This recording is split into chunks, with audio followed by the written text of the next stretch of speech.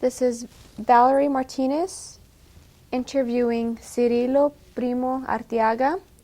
It is June 15th, 2010. We are in Wichita, Kansas at the Dole VA Center. Okay, Mr. Arteaga, when is your birth date? My birthday is June the 9th. I've just turned 86 last Wednesday. Where were you born? I was born in Wichita, Kansas. And where were your parents from? My mother was from Hidalgo del Parral, Chihuahua, and my father was from Durango, Mexico. When did they come to the U.S.? They came to the United States of America in 1918 Do you remember why? because of the Revolutionary War. Were they fleeing it? They were refugees? They came fleeing the Revolutionary War. Did they lose their land or what was happening that they wanted to? My mother told me that the different armies would attack, and they'd tell them to buy groceries for a while, and then when they come out, they challenge you, "Quien vive," which means "long live who," and if you said the wrong party, they shot you. Oh. And it was very dangerous. My mother always said that war was hell, and I'll get back into that later on with you. Okay.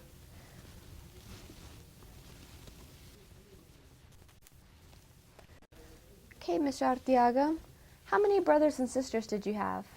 I had four brothers and one sister, and she was adopted. One of my brothers, the oldest one, was adopted also because when he was 11 years old, he learned how to play the bugle for the Isas Pancho Villa's group. And his mother, he was an orphan, her father, and his mother was worried that if he went, they took him with him, that she'd never see him again. So when my parents were coming to the United States, she gave them to her with papers and everything. And my parents happened to be crossing the bridge in El Paso on Armistice Day of 1918, and they didn't know why all the whistles and horns were going off. And I used to tease my mother that people in the United States were so happy that they were coming, that's why they were celebrating. They stopped and lived in Manchester, Oklahoma, because they had signed a contract with the railroad. That's how the Mexican people came at that time. But it was so terrible that they lived in boxcar houses. But Anglo people treated them bad and stoned the so-called houses. So then they moved on to Wichita because my father already had a brother named Fermin living here in Wichita. And he already established working at a packing house. So what did your father do for work? Well, my father was professionally, he was a bootmaker, but as is the case of the people right now that come from Mexico that have professions, they have to take menial jobs. It's something that they can't practice what the profession. And he worked construction. And your mother? He worked on the railroad at first, and then he got a better job with a construction company. And sadly to say, when I was 6 years old, November the 19th of 1930, he had gathered some ties from the railroad, and he was crossing an intersection, and it was foggy, and a car struck him and fatally injured him. So I became an orphan when I was 6 years old. My mother was left a widow with 4 sons. Do you remember that day your dad died? Do you remember? I can remember it like it was today. At first, they wanted to shield me, but I knew something was wrong, and then they told me, and I can remember plain as day, and it happened just a half block from our house. One of the things that I do remember is that it was so close to Thanksgiving and Christmas that we were so abundantly helped by the people that some of the that happened to us Thanksgiving and Christmas has probably been why I have dedicated my life to helping people. I can remember that they brought toys that none of the kids that lived in our neighborhood. And by the way, I lived in one of the original neighborhoods in Wichita, lovingly called it Huarache. It was 90% Mexican, 10% black. I can remember the little kids just wanted their mom to go visit my mother because we had so many toys. And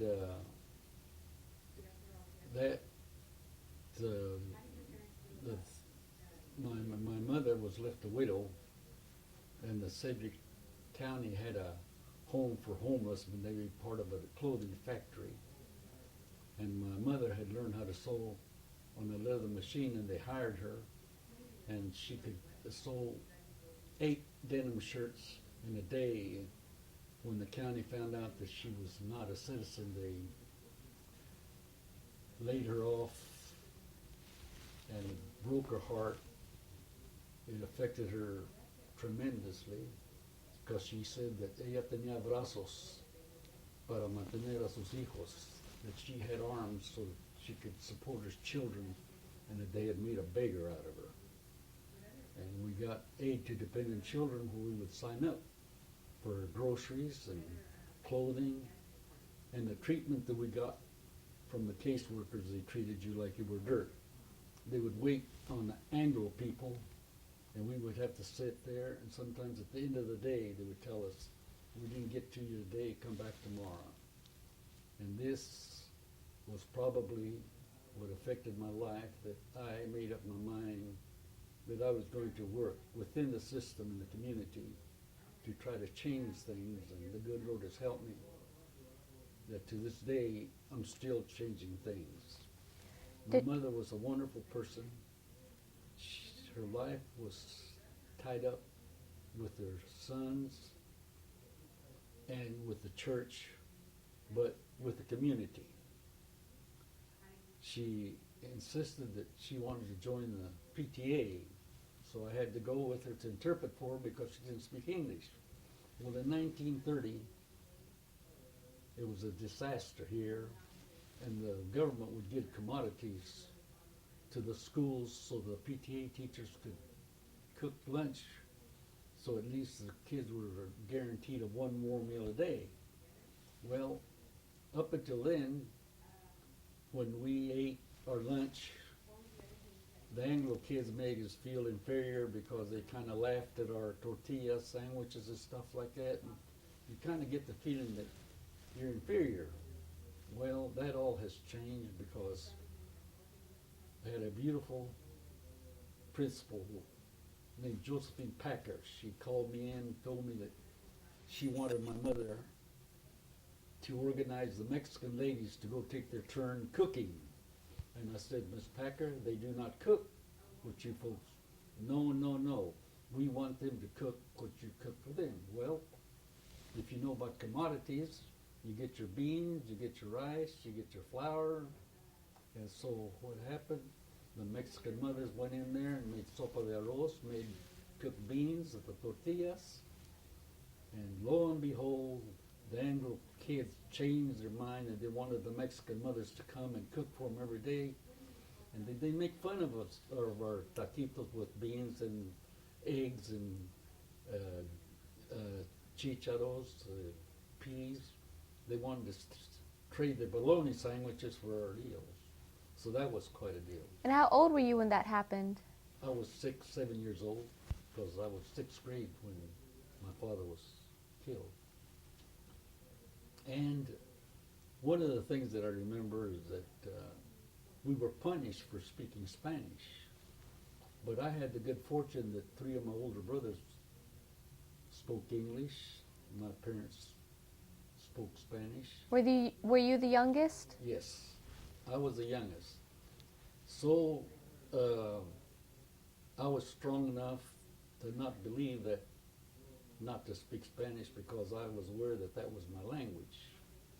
And it still to this day is my language. And so by that, I started, there was some real formative organizations in Wichita of gentlemen that had come from Mexico. They had some real formative organizations, but they lacked the language.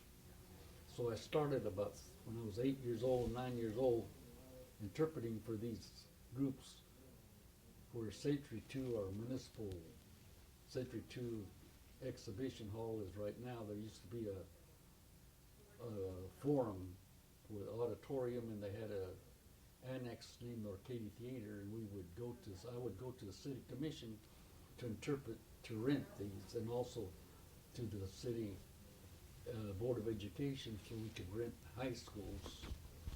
So I got involved with the different groups. It was Ateneo Amado Nervo, la Igualdad de Progreso, Los Leñadores del Mundo, la Acción Católica, and they had real formidable patriotic celebrations. My father-in-law, named Pedro Gutierrez, came here in 1911, and he was a formidable person. He was the leader in the civic affairs, and we would have patriotic festivals, real patriotic festivals. So I grew up getting the patriotism from Mexico, but yet I'm fortunate enough that right now I'm blessed because I can celebrate the Cinco de Mayo, 5th of May, Mexico's independence from France, the 15th of September, Mexico's independence from Spain, and I can celebrate the 4th of July. So I'm a fortunate person. Before your father died, did your mother work somewhere? No, my mother did not work. She was a housewife. But I want to get back to my mother. My mother dedicated her life to the church and the community. In those days, we had velorios, what we call wakes. They would bring the body to have a wake all night.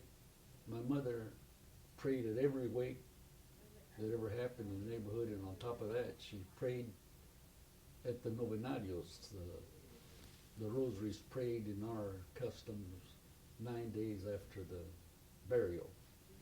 And she dedicated her life to the church. I used to wonder why she did this. And when she passed away in 1952, I realized at that time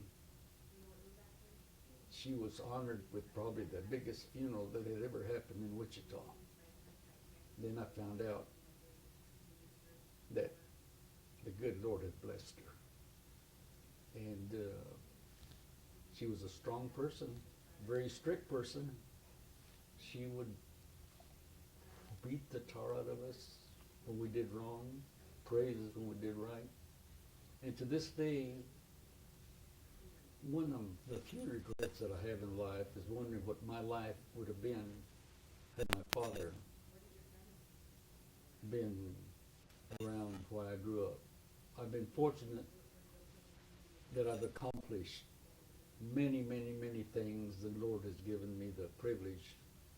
I've done all right, but I've always wondered what would have happened if my father was there, because he was a strict person. I remember that when, even as little as I was, I remember when we got ready to go to church, you better have those shoes signed and shined and everything, and be your hair combed. And he was a worker. He worked at construction, but he had a garden about a half a block. So then he grew we would get tomatoes and the vegetables and the corn. And in the hall. We shucked the corn, and I can remember my mother making the tortillas in the metate on her hands and knees, and making them. Then I've said all along, I do a lot of lecture in schools that I will always listen to hear that, making her the gorditas de maíz. At one time, my parents had 500 chickens where they would get the meat, we'd sell the chickens, sell eggs and stuff. And I remember that when my father had slack time in winter, he was always would decorate, paint the house and everything. So I was brought up in the Mexican culture, and I had the good fortune when I went to high school that I had a coach that had coached 3 of my brothers prior to me getting there, and he was my role model. He was the closest thing I had to a father, and he would preach to me, telling me that our culture was second to none. Don't ever forget it. Be proud of it. And he always had famous last words. And if you do, I'll kick you in the seat of the pants. I had the good fortune in my later life, because of sports, that I refereed for 37 years, and I was inducted to the Hall of Fame March the 22nd, to the Greater Wichita Facials Hall of Fame, March the 22nd of 2007, and I dedicated my installation to my wife. I had a beautiful wife. We were married 62 years and 3 months. I dedicated to Mr. Roy Grow and to my wife, Beatriz Arteaga, because they were what kept me going. Right now, I'm working to getting him into the North High Hall of Fame, because somehow or another he's been left out in reserves. But I'm working on that project. So what about growing up at school? Did you get along with the other children very well? Well, I've had a unique situation. K through 5, I went to Irving School with Anglos and Mexicans. There was the blacks were not integrated into the school system here till the 9th grade. So K through 5, I went with Anglos, and then along comes the Bishop Fortner, and he establishes a school at the Mexican parish of Our Lady of Perpetual Help. By the way, my parents were charter members of that church, built in 1927. And in 1936, the bishop built this school. And for 3 years, I went segregated with Mexicans. And that was a trip, because the kids always said that the nuns were bald-headed, and they was always trying to knock the habits down. And now, it wasn't that I was a saint. It was that I just afraid that they sent a note home to my mother that I would not be here making this interview.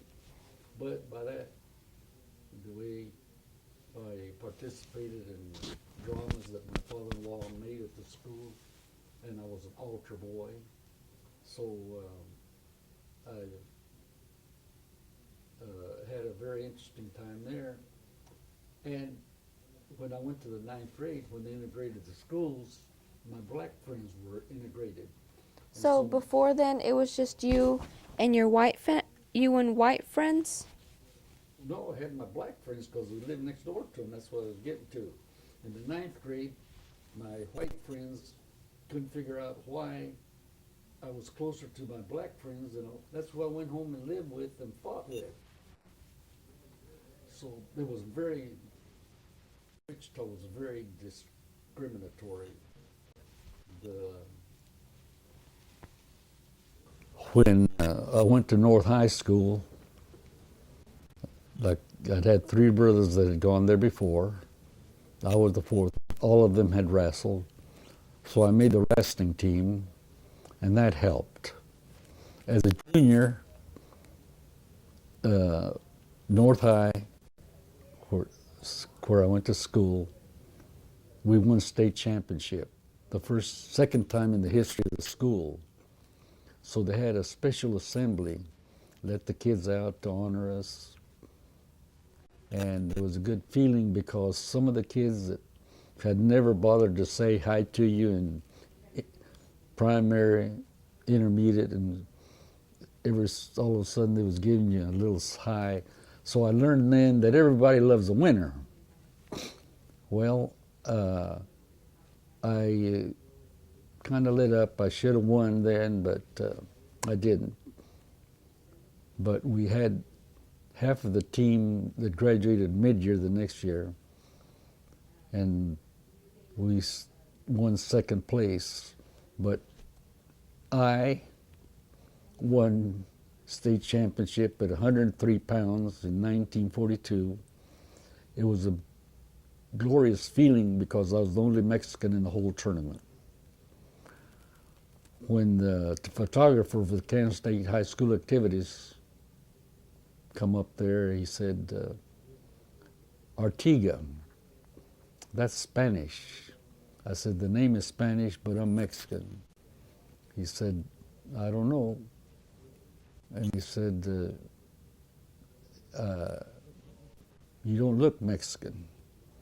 And I get my temper up a little bit. I said, you know what, I know what a Mexican looks like, and it's me. But before the tournament, when you're weighing in, everybody's kind of eyeballing everybody, seeing who's going to what. And I kind of hesitate to say that I probably saw a young man that God has not been good to him. He had, like these Dalmatian dogs have this black, he had kind of red marks and fiery red hair. And here comes my teammates laughing. And they say, you see that kid over there? I said, yeah. He said, he asked us what weight you were, and we told him 103. And he said, he looks too big for 103. And then his teammates asked him, are you afraid of him? He said, no, I'm not afraid of him, but I hope I don't wrestle him because I don't like the color of his skin. So my teammates, they thought it was a heck of a lot more funnier than I did, and they said, what do you think? I said, I hope I get him on the first round. I'll kill him. But it happened that I didn't meet him. So, but it's quite a feeling. Of course, Oberlin, Kansas is probably about close up to by the Nebraska and Colorado border.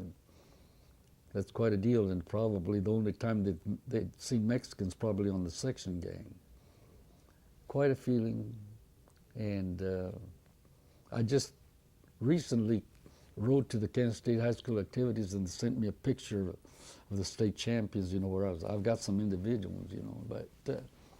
So why did your family choose to settle in Kansas? Because my father had a brother, Fermin, already here. Why did he want to move to Kansas? I don't know how, I don't know what brought him here, but he died in 1924, the year that I was born. And he had a big family, and in 1926, all of them moved to Chicago. And eventually, all my brothers, except myself, moved to Chicago.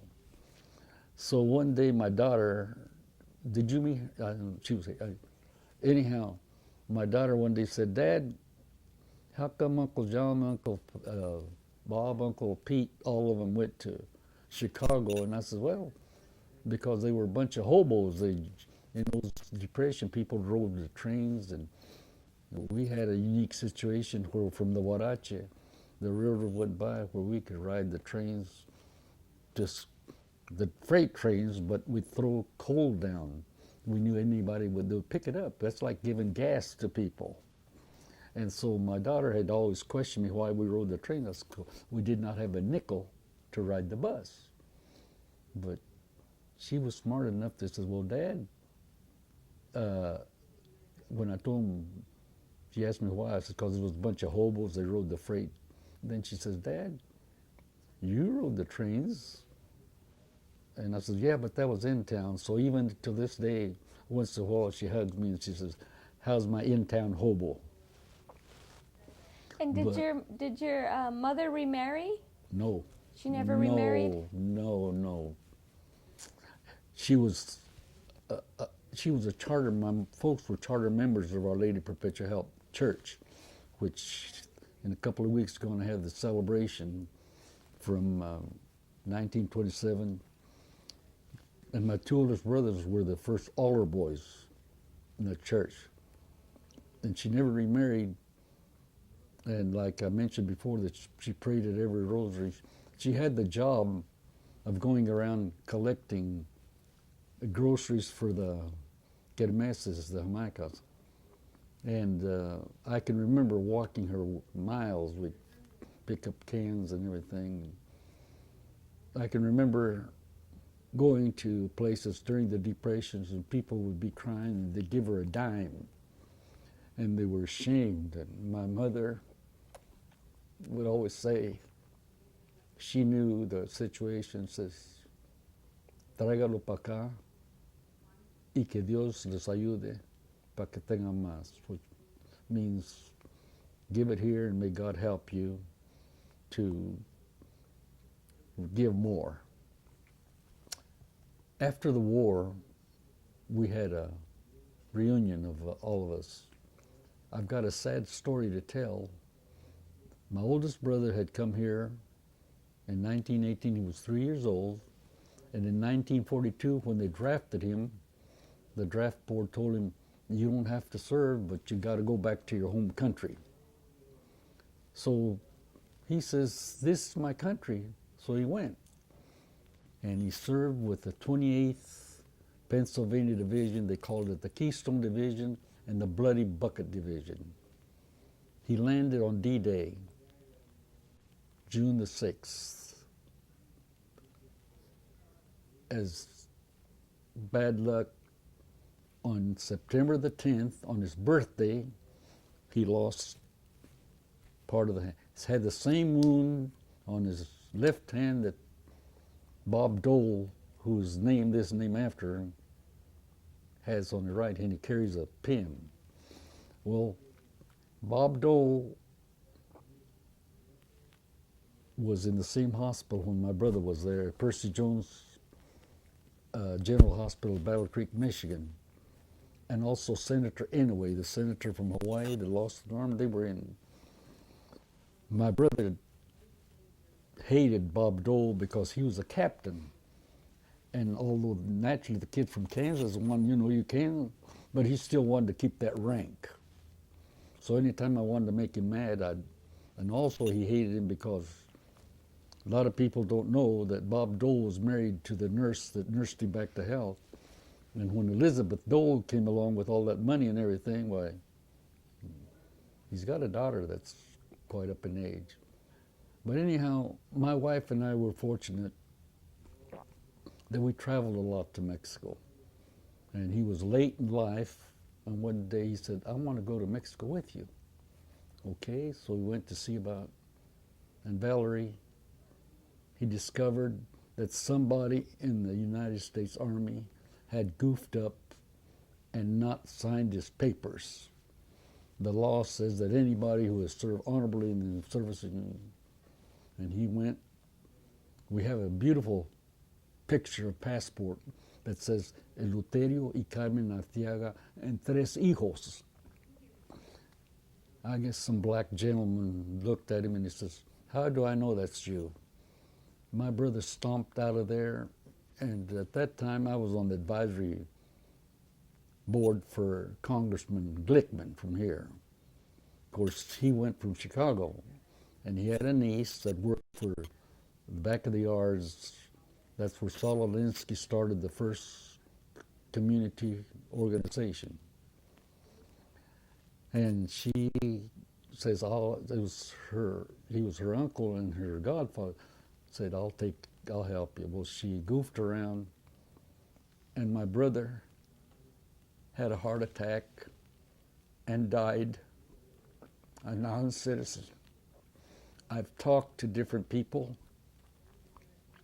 some congressmen, senators, and they but about 2 or 3 weeks ago, I ran into a Mexican lady that's working, and she sent me the papers about how to apply for a posthumous naturalization.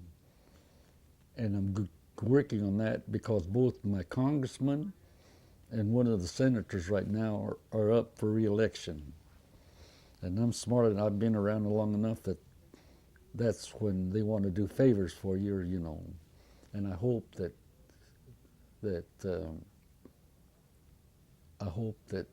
I get it done. Well, on February the 13th of 2008, I was honored by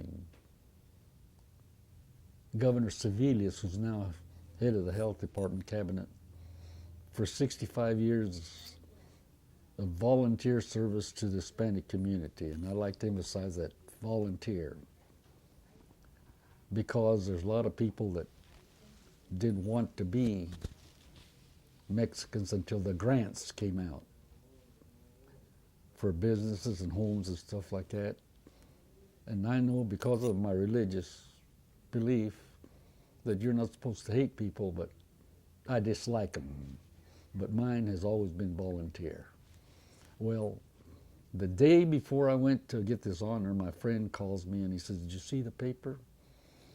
Kansas was trying to pass a law like Oklahoma and Arizona to make some stiff restrictions on the immigrants." And so in this, she said, the congresswoman from my district, she was one that submitted she's talking bad about it, and she says that citizenship should not come easy, you know, in other words, that it has to be earned.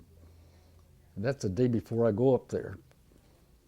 Well, I saw combat in the Philippines for 1944 when we returned back to start MacArthur. We started to go back in the Philippines. I was in Leyte. My brother, we liberated Leyte Island. My brother in the 6th Division, he liberated Luzon, Manila. So we're close. So when the operation, I landed on Okinawa, April the 1st of 1945. That was a bitter battle because the kamikazes come every night. Well, it was Easter Sunday. Next Sunday I was walking with some people speaking Spanish to a mass. We got the heck scared out of us. Some natives said, "Mexicanos." We turned around and said, "Hablan español?" They did.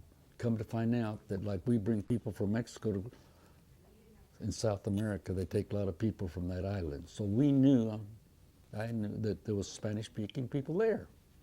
So after the operation was over, I'm laying on the army cot, felt like a sealy mattress, glad to be alive, and the operation's over. Then you got to worry about what's going down.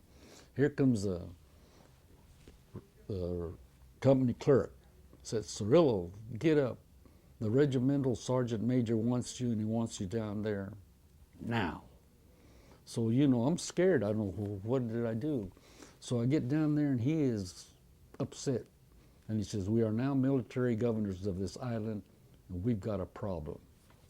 Well, you know, being a 19-year-old guy, you know, I didn't have no problems as long as I wasn't up front. He said, "We got a communication problem." You know, I'm still wondering, you know, what's that got to do with me? He said, "We saw in your folder where you speak, read, and write Spanish, and we think that you can help us." And of course, when you're a young kid, well, even today, sometimes I don't care whether the school keeps or not, I laughed and he got mad. He said, "Soldier, I'm serious." And I said, "Sergeant, I'm serious too. You see, Spanish is my first language." So guess what, Valerie? He would type the orders in English. I would read them to these leaders in Spanish. The island was destroyed. We had to put these people to work to build, first with tents and then later on there weren't many trees, so I had a good detail. I'd get my rifle and follow the shade of the tree. And so when I went up there to receive my honor from the governor, I'm mad about what this gal's saying about the citizenship's hard to get, and I'm mad about Kansas has passed English as official language. So I am very tenacious when it comes to fighting for our rights, because I earned it. My brothers, we earned it. Don't pull no punches. So when they asked me to speak, I said, I'm Cirilo Arteaga, native-born Wichitan of immigrant parents. And my immigrant mother sent 4 of her sons to fight in the armed forces of the United States, and all of us were in combat units. Then I figured I got to tell my story to the people. I told them the story that I told you about. I was there so I told them they had passed a law. English is official language. Because I always said, what do they think we've been speaking all our lives? So here's what happened. When I followed up, I told them this story, then I had to lay it on the line, and I says, you're looking at a person that witnessed to a fact where English was not worth a hoot. And surprisingly, some of the representatives come up and shook my hand and said, we're glad to know about things like that. We've got to speak out, tell it like it is. And so that's what happened when I got my honor. And when I got inducted into the Hall of Fame, a couple of guys one of them was already in the Hall of Fame in high school and college. They got up. See, for 25 years, I was commissioner of the Wichita parochial leagues, overseeing the program. Had to get all the officials, the facilities, and everything. And when I got back from service, at this church started a Mexican-American basketball team and a tournament. Had this tournament for 37 years. We had a queen pageant. The biggest tournament that we had was in the early 70s for 28 teams from a 7-state area. San Bernardino, California, El Paso, San Antonio, Des Moines, Indiana Harbor, Kansas City, Omaha, and we had a queen pageant. My wife was the queen court. Had a beautiful, beautiful. Anytime that I think I've said that any Hispanic kid come here to play, we adopted them. There was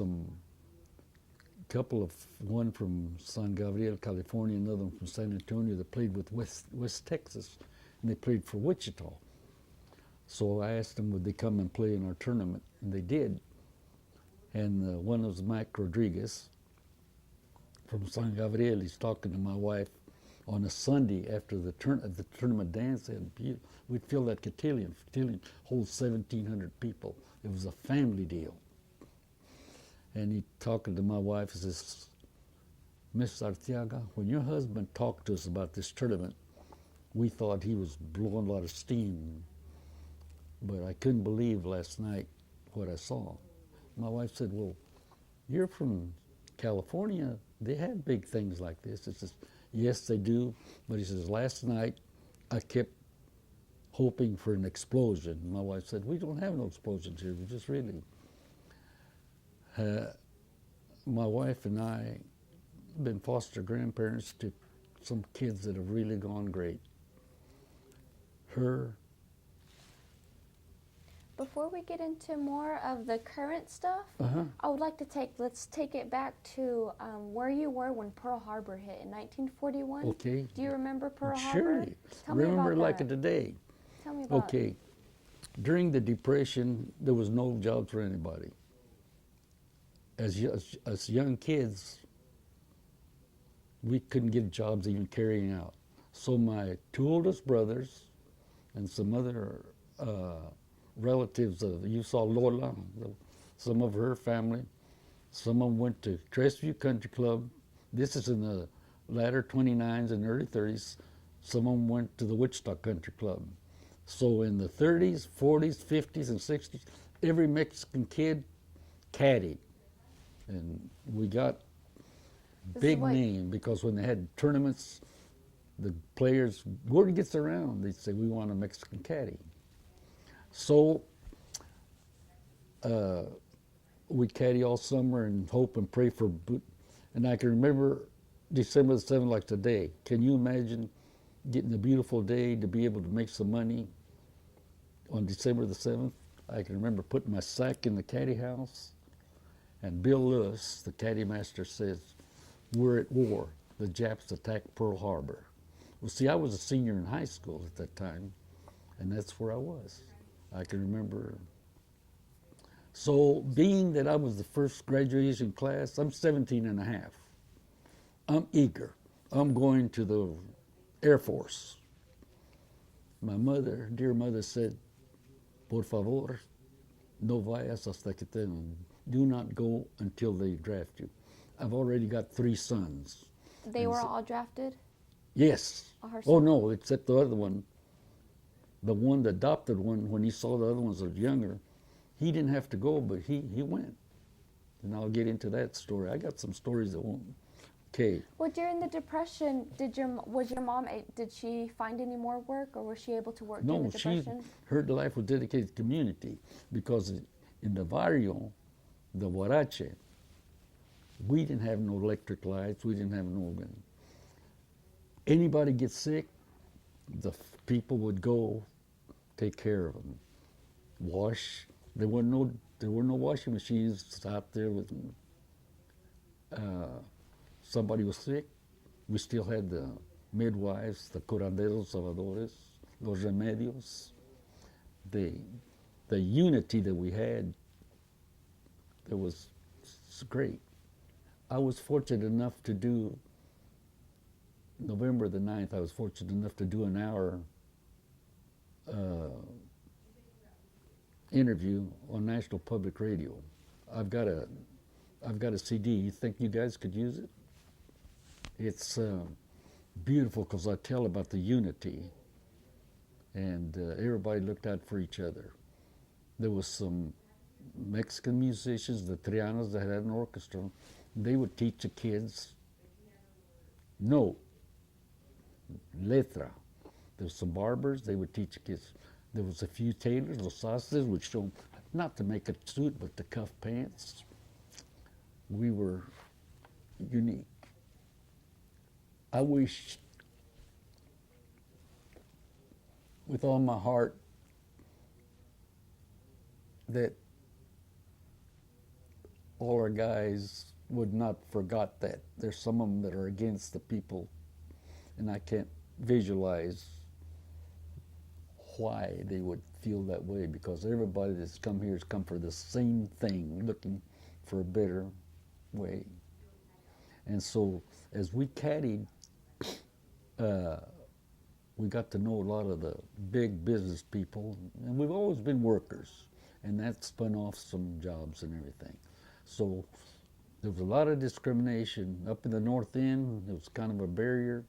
They had signs sometimes, no Mexicans or dogs allowed. We could not go to shows. We could not go to the swimming pools. When we did let us into the shows, they put us upstairs with the white smokers and the blacks. To this day, that's why I never have smoked, because I got enough smoke when I was little. And it was tough going, but then when the war came along, the packing houses had to work a lot, the railroads, a lot of transportation. Like a lot of the people went to work in the aircraft factories. My brother was probably the first Mexican that was hired as steerman, that later on we called him Boeing. He was very good with his hands, and he was lucky because the guy that he'd gone to high school became vice president of Boeing. So he's the only one that escaped not going to service. He got to be head of a rework department. You know, a rework, that's when somebody messes up a part and then somebody tries to fix it. They're worth their weight in gold. So he got to be a super, and so for a while they didn't hire women. Boeing didn't hire women, they didn't hire blacks. It's hard to figure. So he got to be a supervisor for that. And he didn't have to go to work because they'd go rework the planes. My wife, they had the NYA, the National Youth Administration, and like my wife and some of the young ones, they started a defense factory, and the men went to learn how to rivet, mechanical drawing, sheet metal work, welding, and after they start taking up, they open it up for the women. So my wife and a lot of the Mexican kids got into Boeing, Cessna Beach. It was the big air capital of the world. My dear wife learned to be a welder. She worked on the B-17s and the B-29s, so it caused her a heartache because, you see, she came from a big family, and the war to them meant a lot of money. My father worked in the packing house, so they was demand. He'd work long hours making money. Her two other sisters work at the aircraft factory. They're making money. My wife is making good money, but then she knows where I'm at because of my APO number. And they used to give her a bad time, and I felt bad because they shouldn't have, because she went through some hardship. So you were married before? 2 months before I went to the service. How did you and your wife meet? Oh, I'm glad you asked. Since we weren't welcome at the Catholic schools, in the 4th grade, we'd have summer school at St. Patrick's, an Anglo school. So she went to Waco Elementary, I went to Irving. We were both in the 4th grade. See, I was a month and 5 days older than her. So I met her in the 4th grade, 5th grade, but in the 6th grade, we started at Perpetual Help. So we went 6th, 7th, 8th Perpetual Help at Horseman and then to North High. She was a lovely person. I know she's in heaven because she put up 62 years and 3 months. She always told me, Lilo, you do what your heart tells you and what God tells you to do. She shared me with, and she was a social worker. Okay, I was always into sports. I went to every ball game, and she loved to dance. I could just see her jitterbugging with her brother and everything, and I would get to the dance when they were playing the Adios. And we were intimate friends, good friends, never thought about dating or anything. Finally, on the day before Thanksgiving of 1941, right before Pearl Harbor, we had a dance at the school, and I hadn't gone to the ball game, so I was at the dance, and all of a sudden, I don't know, maybe I saw the light, and I said, do you think you could go to a movie with me Sunday? She surprised me with an answer, kind of a slap in the face, about time. So I was a month and 5 days older than her. So I wanted to go to the service. My mother had to sign. She said, please, por lo que más estimes, no. She says, war is hell. Go where you're young. I was thinking, oh, she just wants me to keep around. So I worked in an aircraft factory for a year or two. Follow me? And when they drafted me, I went. What year did they draft you? Huh? When did they draft you? 44. So anyhow, she kept telling me that war was hell, war was hell. So when I was in Okinawa, and those kamikazes come every night, I wrote her a bad letter. I told her, Mom, you lied to me. You said war was hell, but you didn't tell me that it was triple hell. And when I came home, she hugs me and says, thank God you went through and got home safe. And then right away says, well, she used some kind words. She could cuss. Says, I told you so.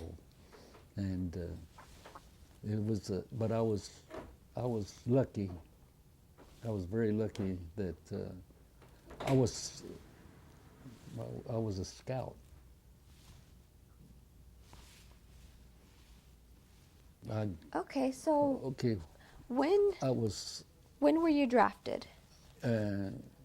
June of 1944. And where did you go to basic training? Went to got inducted at Fort Leavenworth, Kansas. Then took my basic training in Texas, Tyler, Texas, Camp Fannin. How was your experience there? Well, you're from Texas, so I'll just break you in on it. Terrible. Gladewater, Tyler, very prejudiced. It was so bad that I went to the USO and made a reservation for my wife to come down on vacation. They made the reservations at USO.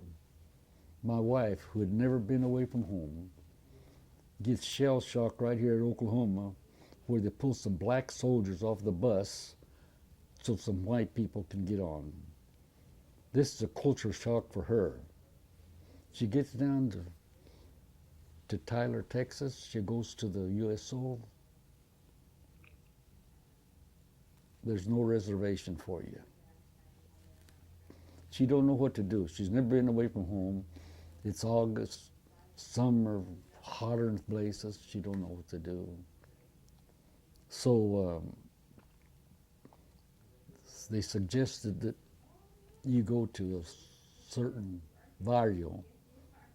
So she gets a cab, and the cab driver says, "Lady, I'll take you out there, but you're not going to stay." Now, I know I've been to Texas and New Mexico, and it's sad to say, so the cab driver told her, "I'll take you out there, but you don't belong out there." So she comes back and he drops her off at a cab stand in front of a hotel. And she's lost. What's she going to do? So she saw a black porter at this hotel. Says, "Young lady, you look like you're in trouble." Says, "Yes," he told her. He says, "Well, you know what? The Chamber of Commerce is down there 2 blocks. Why don't you go down there and maybe they'll help you?" She's worried, and he says, "Leave your suitcase here and I'll take care of it." So she goes down there, she gets an apartment, comes back. She always said that black gentleman was going to go to heaven. God has taken care of us. So we get an apartment, she rents an apartment from a Syrian lady. Now they call themselves Lebanese. So she asked her, "Are you sure you're married?" Oh man, we was too good looking. She only weighed 88 pounds. Beautiful. I'll show you a picture. Anyhow, we got this apartment. Basic training is rough. They get you up at 4 o'clock, run you, and then you're up till midnight on night problems, and you're up again.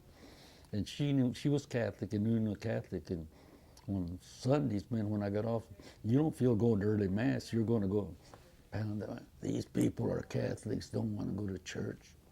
So finally, you could tell that she wasn't too comfortable with it. So she told my wife that she'd like for her to start doing some maid work, making the house. My wife said, "I came down here to be with my husband. I got money. Guess what? You're going to have to move." So we had to move, and the only thing she could find was an apartment over a pool hall in a tavern. And if I live to be 100 years old, I'll always remember, "You are my sunshine, my only sunshine." Why that song? Why that particular song? Then your friends down there, those cowboys, So we get on the train, coming home, and I'm saying, "Oh, I'm assigned to Fort Ord, California. Now I've got it made because I'm going to go out there where the Raza's at." Wrong again. I get out there. They were having the suit riots. Okay, us Mexicans like to steal the girls. We don't like nobody to steal our girls. The servicemen were trying to integrate the Mexico, so there was a war. And so if you went to in town and you wanted to go to the Mexican port, the MPs would stop you, check you, you know. But if you once you went there anyhow, you weren't welcome because them Zoot Suiters, although I'm Mexican, I'm an enemy because I'm, you know, follow me? So I got heck down there, and now I get heck over here. So I'm on a no-win situation. But these are things that you've gone through. And so went overseas. The first place that we saw was the Solomon Islands, Bougainville, and Guadalcanal. They looked bad. So we went to New Guinea to unload. Got a cultural shock there. See these fuzzy wuzzies with orange hair, green hair, blue hair, all these deals here. I used to tell my wife, what's going on here? 60-some years, what do you see our kids with this? I said, the only thing they need is a spear. So I've been through some. So we go to, I joined the 7th Division in Leyte. That's where MacArthur went back in 44. So before you left, we're going to actually stop the tape and then start the second tape so that way we can get on to more stuff about before you left. Yeah. Your name and the interview. This is Valerie Martinez interviewing Mr. Arteaga, tape 2. Okay, Mr. Arteaga, what music did you listen to before the war? Before the war, being that my mother was from Chihuahua, I grew up falling in love with songs that like Jesucita en Chihuahua and Corrido 30-30. She had a song, Amor de Madre. We had a phonograph, and then there was a radio station that had maybe 1 hour on Sunday where they would play like the songs. I can see my mother dancing. La Golondrina was, in fact, we had them play the Golondrina at a funeral. I was blessed that I was raised in the Mexican culture. We had like in my barrio, Fiesta de San Isidro, they'd have the danzas. The Fiesta de San Isidro in San Antonio, they changed it to the San Antonio Festival. You know, that's the same. That's the started with the danzas and everything. We were very segregated, and there was some bands, different bands. They had their dances and stuff, but there was a radio station that 1 hour, and they used to have some caseros at home and stuff like that. The radio station, it would play 1 hour Spanish music and then the rest English? No, yeah. And in fact, I can remember going with a gentleman that sang. They went to like an amateur hour and interpret for him, you know.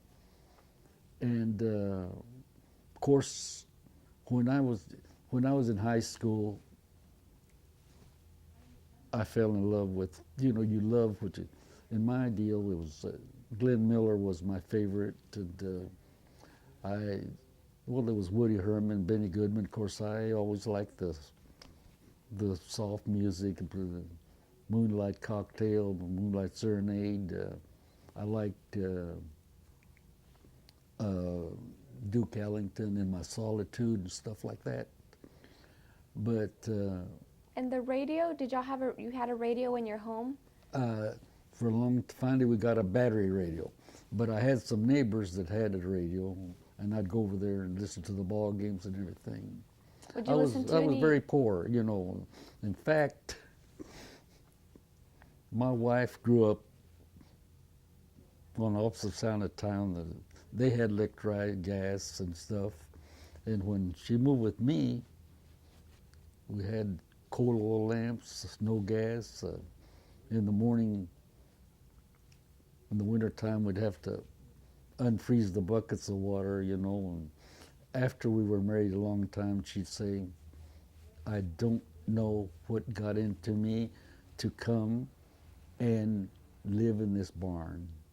And so I kidded her, but she realized I was telling her, I says, B, you're lucky that I brought you over here to this side of the tracks where you found out how the real people live. And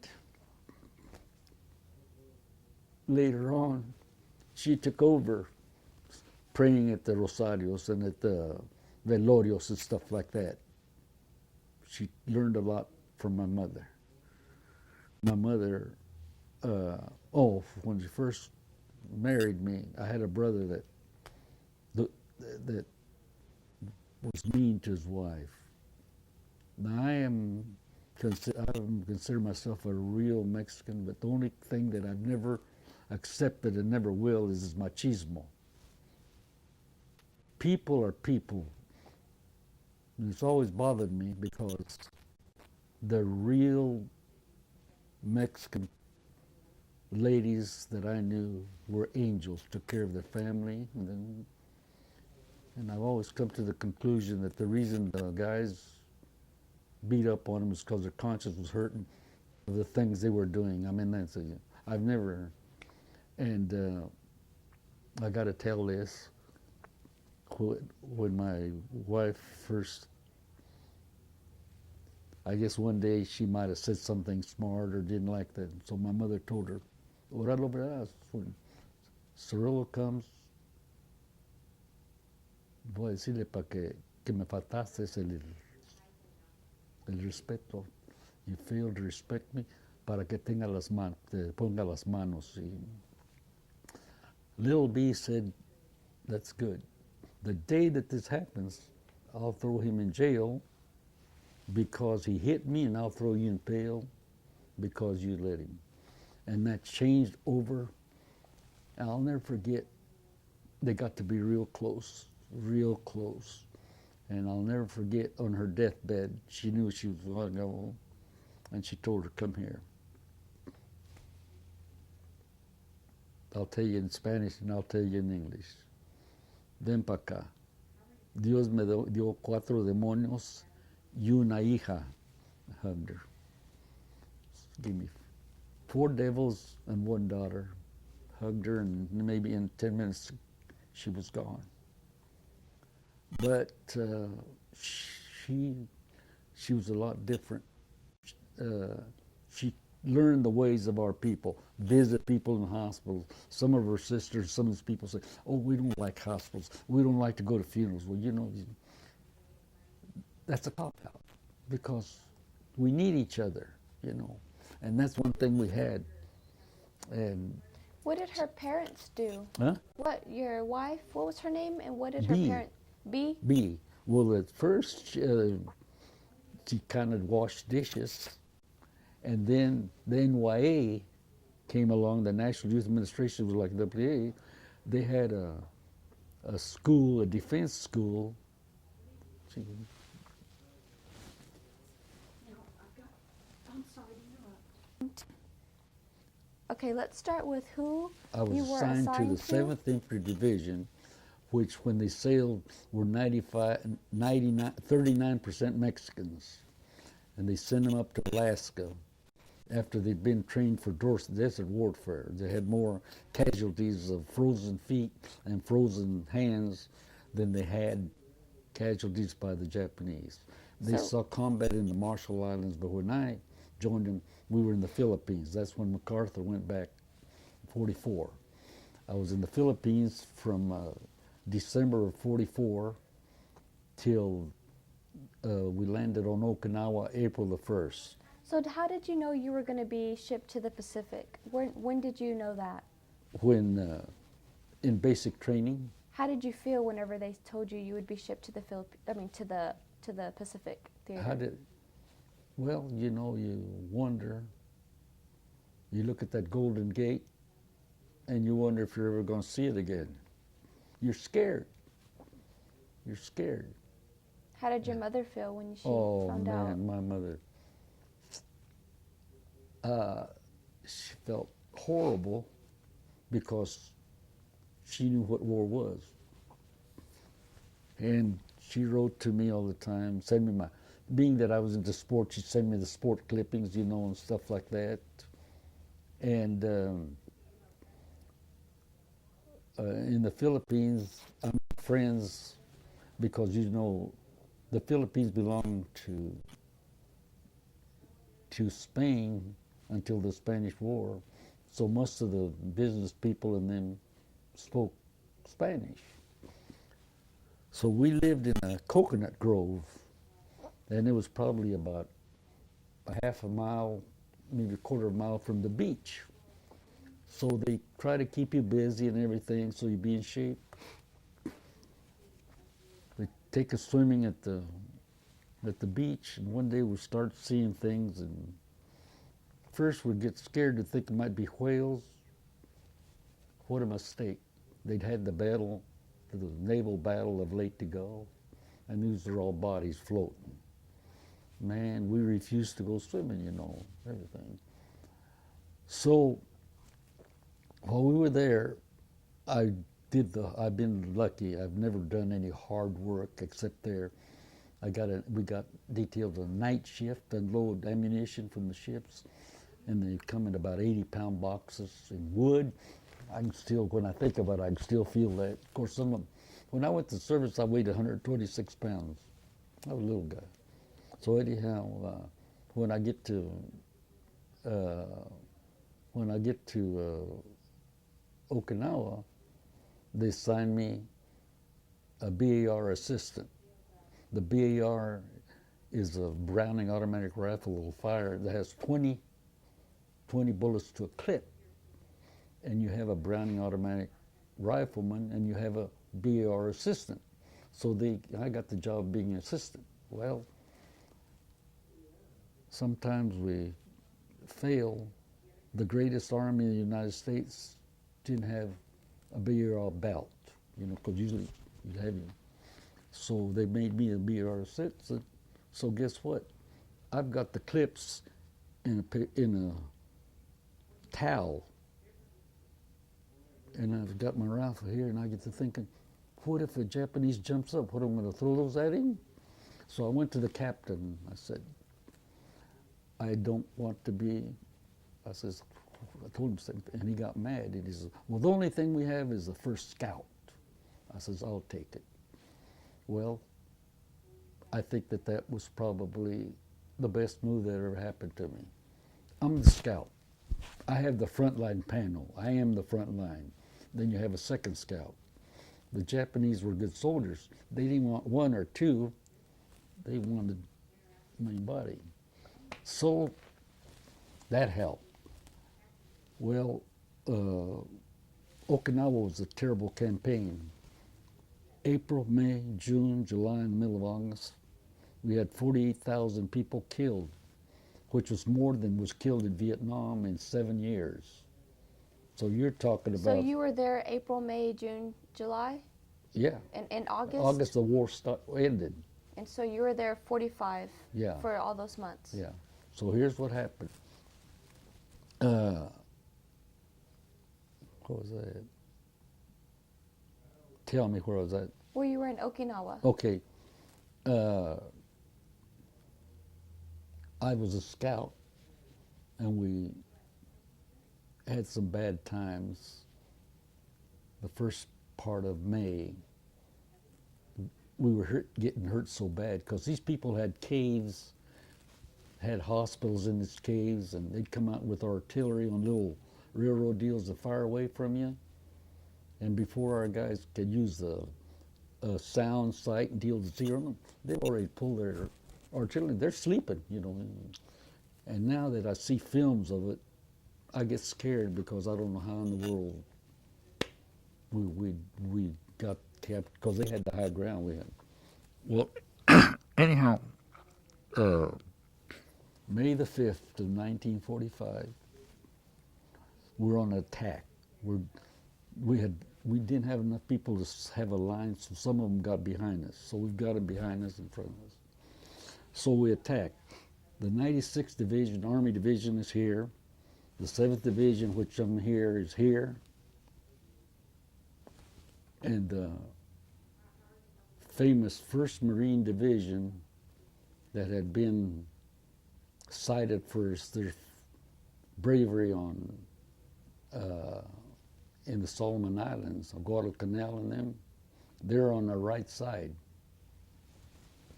So we attack like this. Well, when you get your lunch, you get your lunch. We took such a pounding, these guys pulled back, these guys pulled back, so that leaves us out there exposed. We're overlooking a village where you can see them, see the Japs, and hear them. And here we are like this. They could, so our radio men call back and tell them, well, they don't know where they're at. See, the artillery's 5 miles behind you. So I'm a scout. I've got the front line panel. I'm way the deepest in there. So they say that when you're ready to die, that you're willing. I'm thinking about, I used to take part in the Cinco de Mayo, the poesías y todo, the dances, and I'm thinking over here at home, and I'm saying this is it.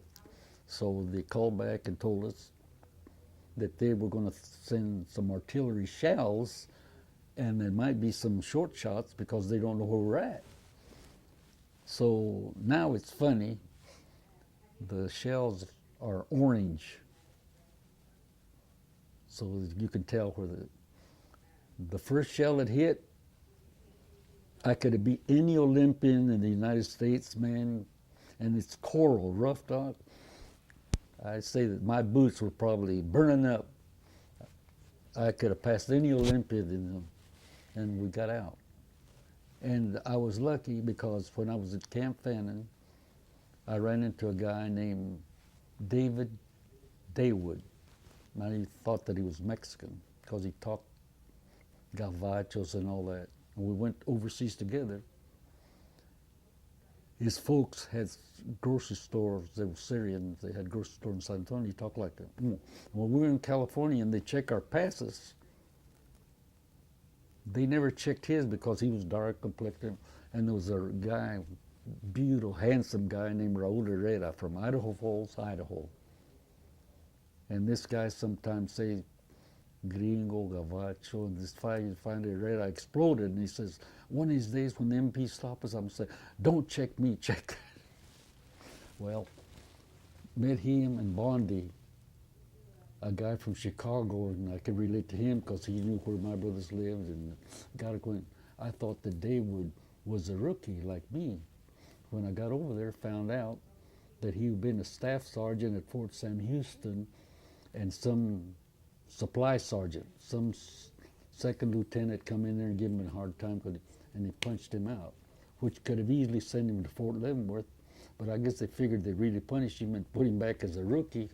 But when he gets over there, they find out that he's a supply sergeant, so he gets to be supply sergeant for a corps, 3 Army, 3 divisions. He's got everything. Bondi, I didn't know, was a motor pool guy. I've been blessed all my life. So when we got off the lines, I made contact with them. I was probably the only PFC that could get a driver, a Jeep driver, and a Jeep. So we're going around the island, and I see this sign, and I says, I think that's my brother's outfit. He says, well, where's that? So we went back to the area, and sure enough. So I go looking for my brother, and when he sees me, what the heck are you doing here? It's the same thing you are, chasing Japs. But you're too young. I said, well, tell the President of the United States that. So anyhow. How old was he? How old was your brother at that time? John was probably, let me see, Bob was 9 years older, probably 15 years older than me. See, he didn't have to go, but he volunteered to go. And I was surprised because he'd been in New Caledonia, see? So then he got to be over a quarry. And it's unbelievable what, he was a combat engineer regiment that they put anywhere. They're not attached to any division. They put them to build them runways, highways, and they got to be in charge of a quarry. And he had these Japanese prisoners working. They'd ask for water and he'd kick them. And I said, Juan, don't be that way. He says, I'll take care of them here. He says, 2 weeks ago they were trying to kill you. I just, so we got, the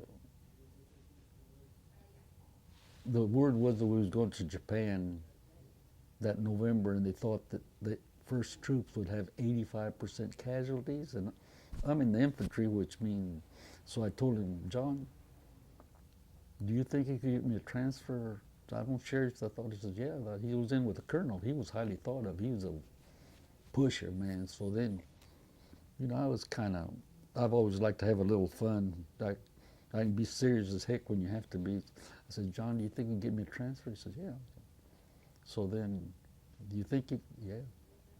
I said, well, wait a minute. But I don't want none of that shovel deal, man. I want a chamba, and I thought he was going to kick me. He cussed me out because, not sad to say, proud to say, that if a Mexican guy fixes his brother, I mean the old Mexicans, fixes his brother or cousin up, he expects them to work harder so they won't think that he's prejudiced, follow me? So anyhow, the war ended. But in the meantime, I made contact. We'll see you about 8 o'clock. No, I'm gonna go to the bathroom. Okay, no, okay. I'll let you. In the So, well- wait. In the meantime, found out that Dave would. I'm sorry. I found out that Dave was supply sergeant when I went to see him. He cries. How is it? You can't tell people how it is unless you've been there. Well, guess what? Is there anything you guys need? Some of our soldiers still had leggings from World War I. And all the people back in the rear had combat boots. They had leggings.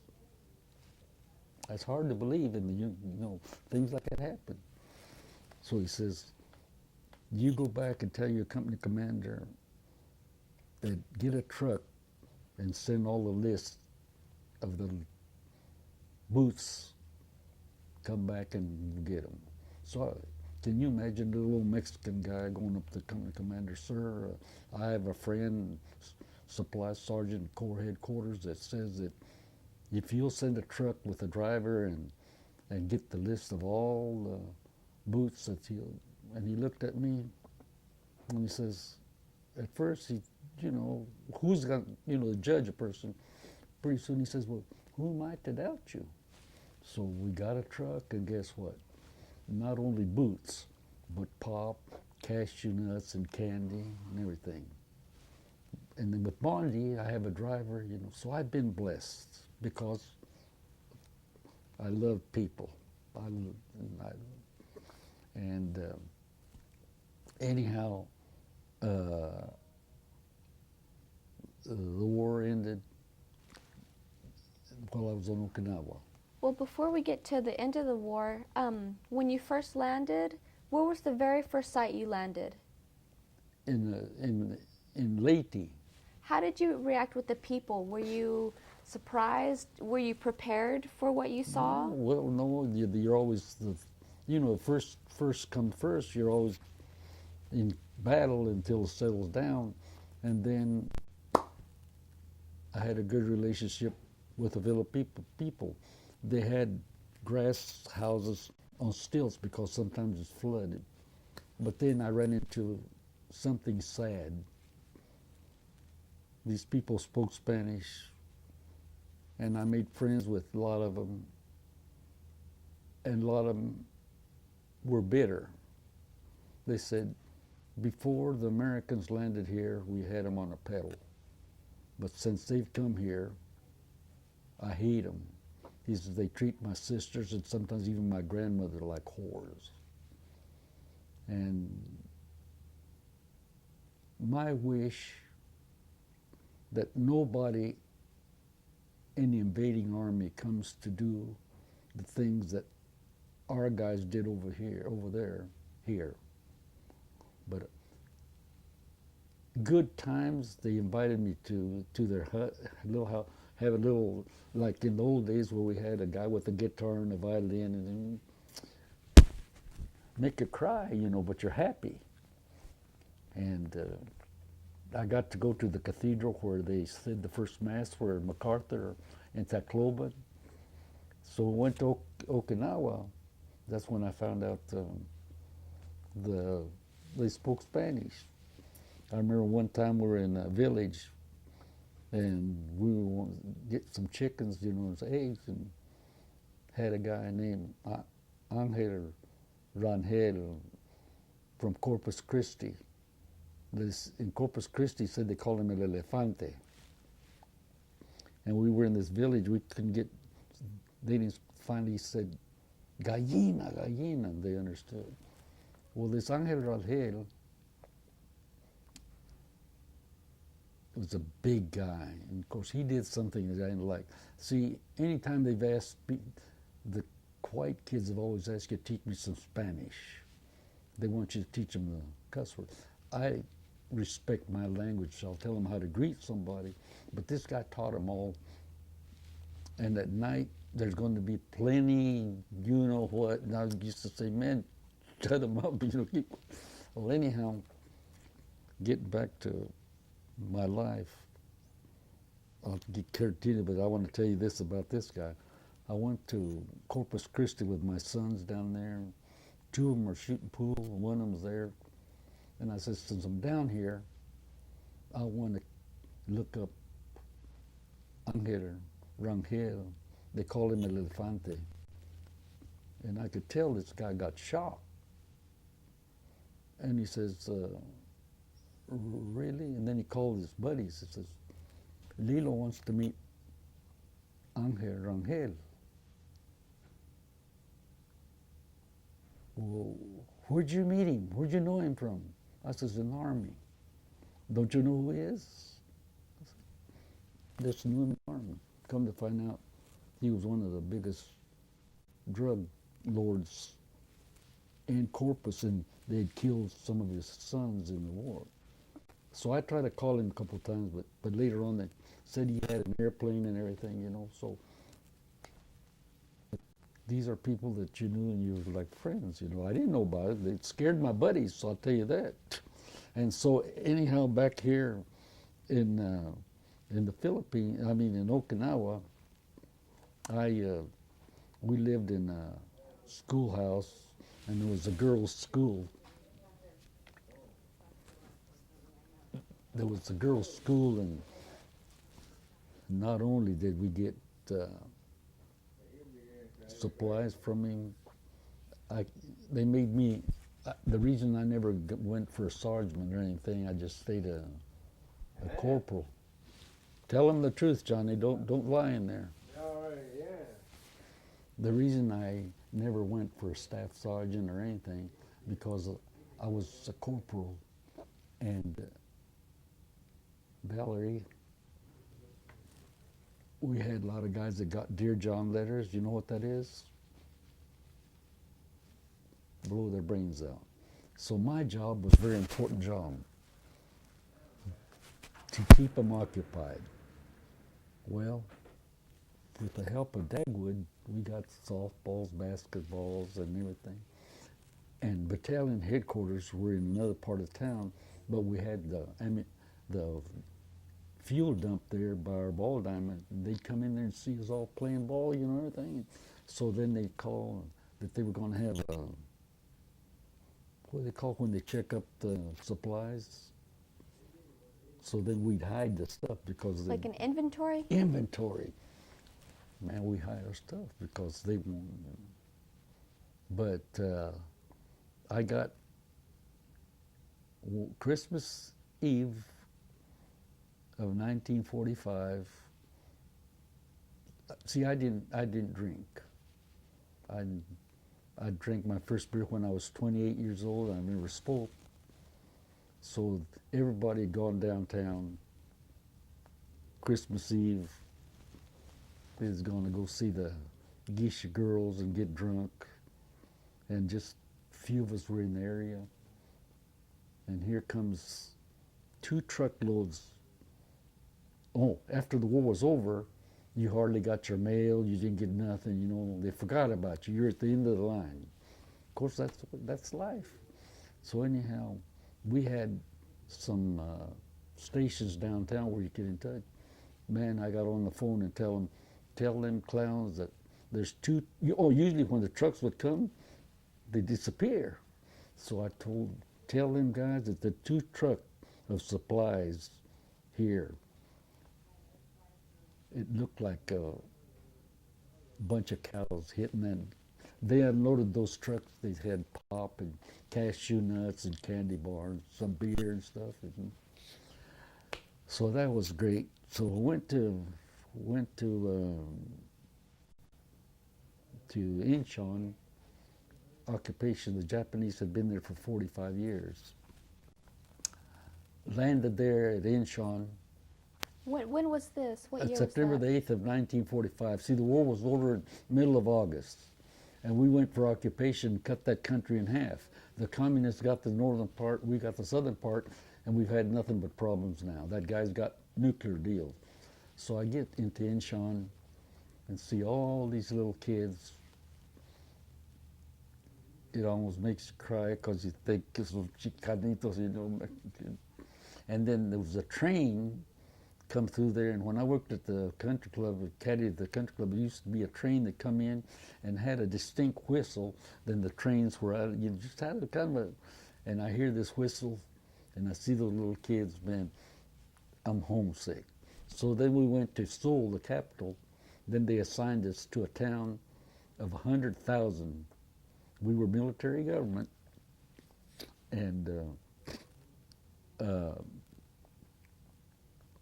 guess what? I was put in charge of the sake factory. What's Sake is that? like tequila for them, because they knew later on they serve it with their meals, you know, like sake. Sake, yeah. So I've got to do a lot of things, but in the meantime, with my will get equipment, I'd share with those girls' schools, you know, and everything. So.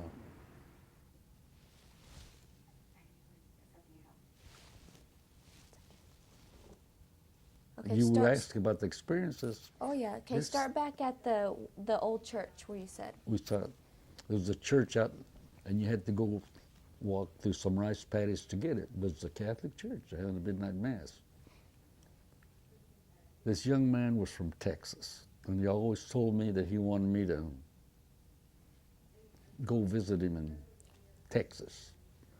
But from what I gathered, see, I know God has been giving me the opportunity to know about a lot of things.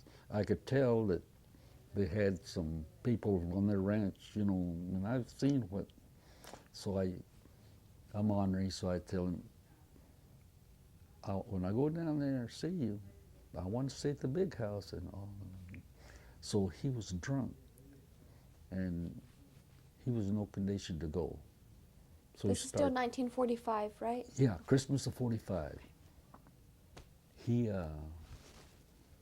started crying. Said, "Please take me. My mother would never forgive me if I didn't go to mass." So we're going through these rice paddies, and man, you know they fertilize them with human, you know. So we get to this place, and you know that people eat a lot of garlic, and it's hot in the little church and everything. So I made it a point to kind of kneel close to the door. They weren't even to communion time when I threw him out. And so when we went to occupation to Korea, I felt real bad because I was in Leyte, my brother was in Luzon. the other island, Manila. So close, but yet so far. I'd already seen my brother John, and I had hopes of seeing my brother Louis. So I read in the Stars and Stripes that the 6th Division is not going to Japan, they're going to Korea. So I know I'm going to see my brother. So they had the southern part, I was the northern part. So I got nice commanding officer. They gave me leave time without counting it. I went down there to stay a week with him. Well, he'd been down in New Guinea and New Caledonia, and he was a staff sergeant. All these guys told me that he was a fighter. I knew he was a fighter. He was a fighter before he went, and he was a fighter after he came back. Well, anyhow, he was in charge of a squad at a house, and these houses, real dingy houses where you can hear anybody talking and hear them. So he'd make bed check, and then he'd hear those guys squeak, ah, hey, and he told me if they get him, it's their fault. So one day, he had to set the guard. He was sergeant of the guard, and he says, we go eat early. So we're out there with our mess kits, going to put them in there.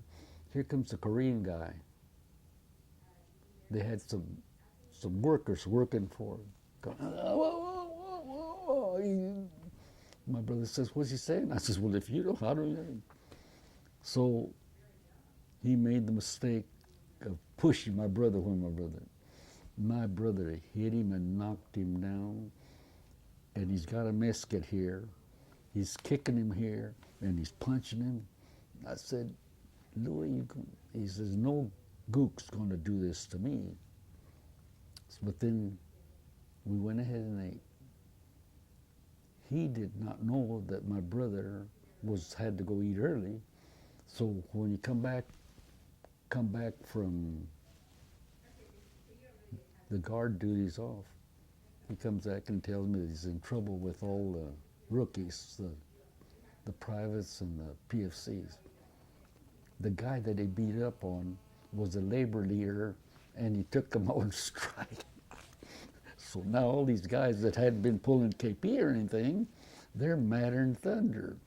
And they jumped on him, and he says, that's all right, they won't hurt you, you know. So then finally, they came back. Well, I got to see John, I got to see Louis, I got to see my primer padrino in Okinawa. And then I got when I was on Okinawa, one of my captains was a Pedro Echeverria, boss from, you know, the big sheep herders, they bring them from.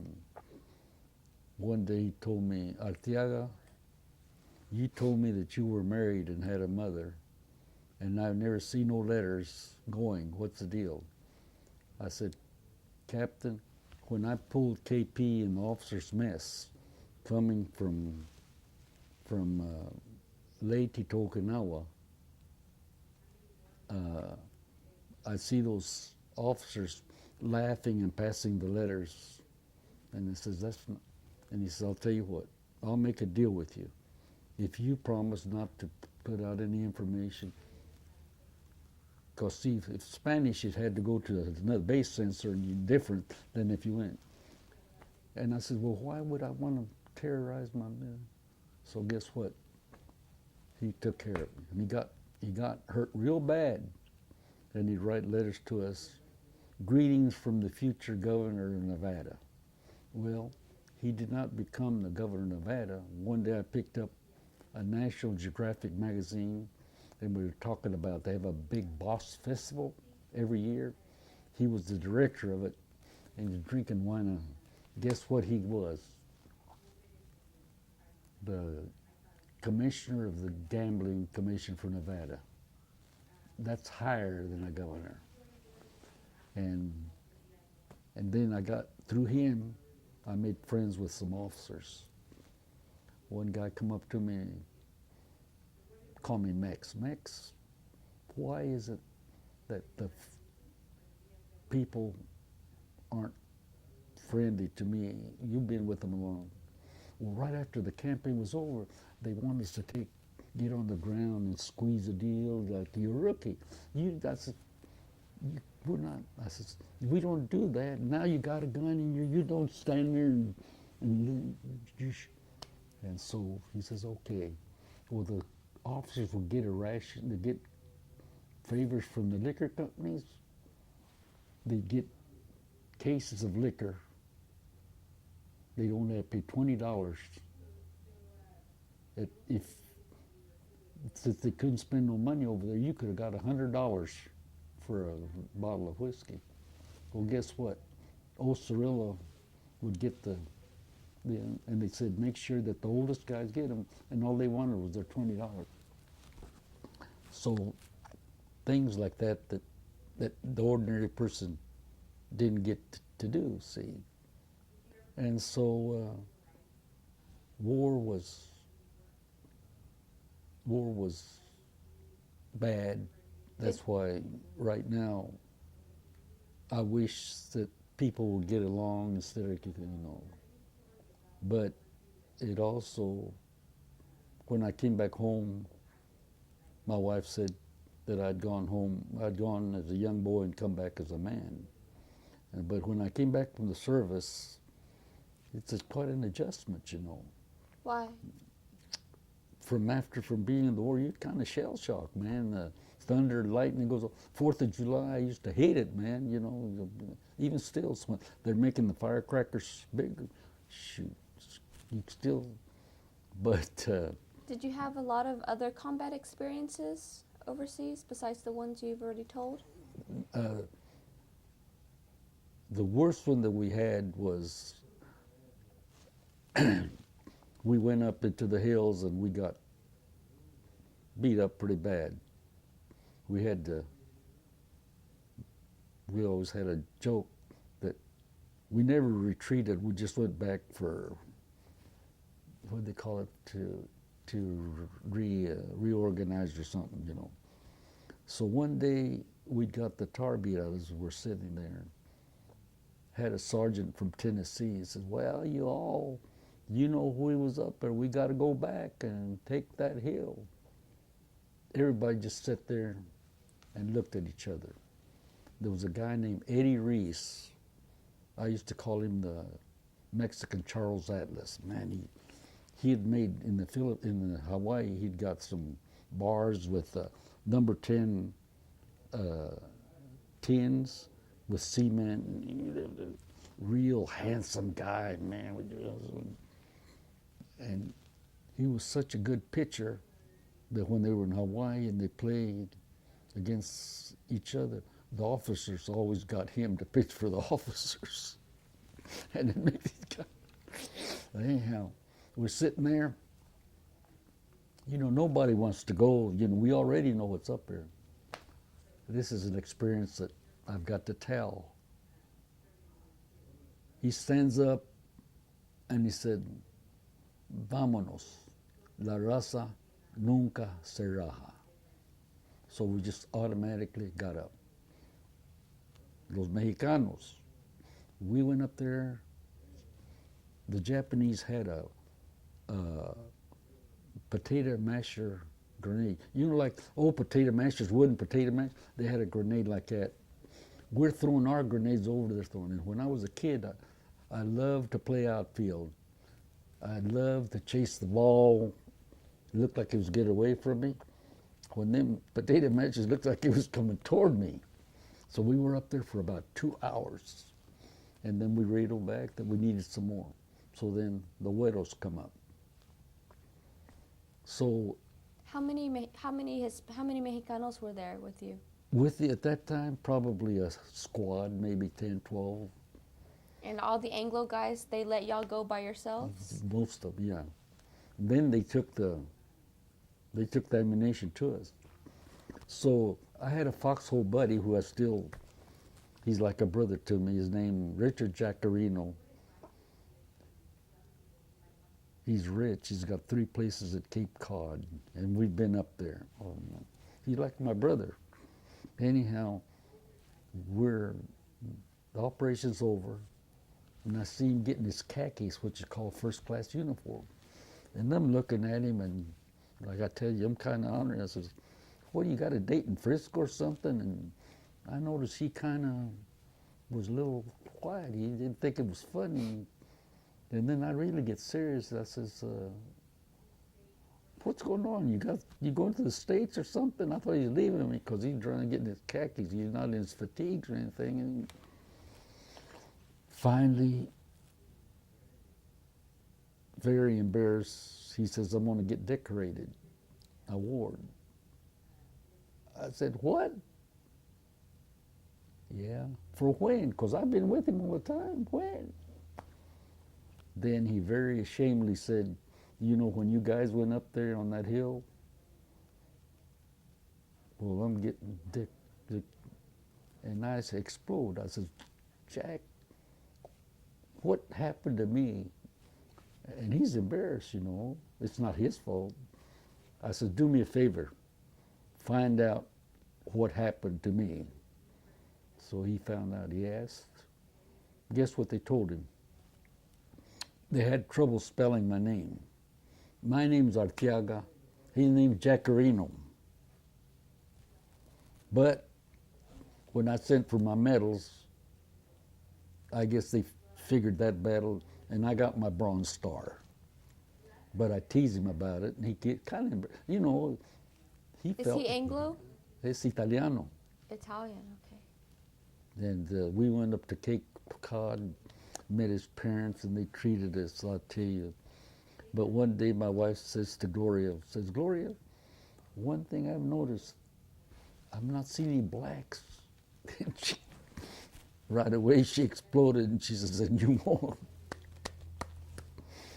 We went to Hyannisport, the ferry, where the Kennys live and all that, you know. We flew from Wichita to Boston. My wife had a cousin that made handmade tortillas. So we took some tortillas, small ones for tostadas and tacos, and some for enchiladas. We get off at Boston Airport. There's a big, like, farmer's market. We go in there and buy them. The only thing we had trouble in Cape Cod was pinto beans. So we had kind of a mini reunion because some other guys came. And so I'll never forget this captain that had stayed in and became a colonel. I'd seen him in '85. He was still in the Army at Old Fort Ord. And he's eating them beans, and he says, "You know what? These people talk about Boston baked beans, but I've never done." And it was quite a deal. In fact, I just hear from him pretty long. In that battle where you had to take over the hill, did the other Mexicanos that went up, did they get decorated for it too? I think a couple of them did, but our guys, the raza. Oh, 2 years ago I was at a GI Forum convention in Corpus Christi. They had a retired lieutenant general talking about, we've got a history that won't stop. We've earned our way. And he talked about the service, and he ended up the speech, "Porque saben que la raza nunca se raja." Man, I jumped up there and I went, things like that, you know, that I'm proud of. I've been able to do so many things. God has given me the blessing to be a pioneer in a lot of things. It hasn't been easy. When I first started refereeing, this gentleman that was like a father to me, "We're going to let you referee all the matches here, not because we know you and like you, but because we know that you're capable of doing it." He says, "Now I want to tell you something." This is in 1948, the kind of man he was. He says, "You've gone to a baseball game and yelled, 'You blind boob,' to the referee. You've seen a cop and say, 'You flat foot.' You've seen, He says, anybody that stands for order, people are against. And he says, you're going to be a referee, and you're the first person of your race that people have seen. Then he tells me, if any contest that any coach or any spectator ever brings anything like that, you let us handle it. There's people that won't even, today's 2010, they ain't got enough to do to tell you that. That man was a saint. Oh, I told you about our big tournament dances. I invited him to go crown the queen. His wife lived to be 99 years old. He died when he was 70, 75. And we're like family.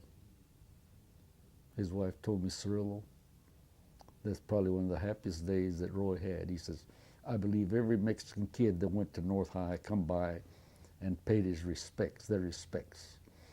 And he has a daughter that's lives in North Carolina. Her name is Cooper, last name.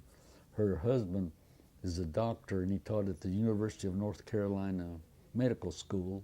And there's a daughter that lives in Wichita, and that daughter comes to Wichita, and she graduated the same year that I have a gentleman named Ray Rodriguez that's been with me hosting these guys, and we help out at La Familia, the Spanish Center, Mexican Center. And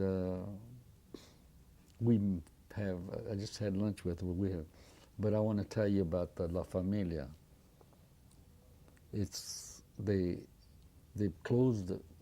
I told you that we were not allowed to swim in swimming pools and stuff, and this Woodland Park is right there in the Mexican neighborhood, and they wouldn't let us swim for a long time. And there's a river that goes by the Arkansas River, and they threw there was no environment control then, and we were swimming this river, and the YMCA had a gentleman that they started in the north end. I don't know why they call it the friendly Indians. I guess they didn't want it to be friendly Mexicans. So one day, his name was Dean Heskett. One day he says, I got some good news for you. Said, you guys are going to be allowed to swim at the swimming pool at the YMCA. We thought that's downtown. So we'd go on Wednesdays from 7 to 9. So about a 8:45, they'd say, okay, get out, take your shower, we got to get out of here, we got out of here. And you know, you go along for a while, and then we noticed them guys weren't going anywhere. Guess what? They changed water once a week. My daughter and my wife used to get mad. I said, well, it's better swimming in that river with them turtles and dirty, you know.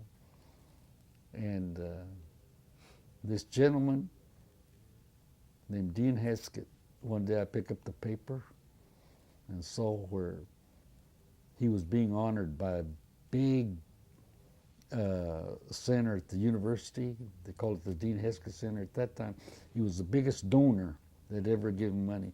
I get on the phone and I'm calling, please, I need to talk to him. Finally, you know, it's hard to get to somebody when, you know, on the phone too. It's hard if you see him, you know.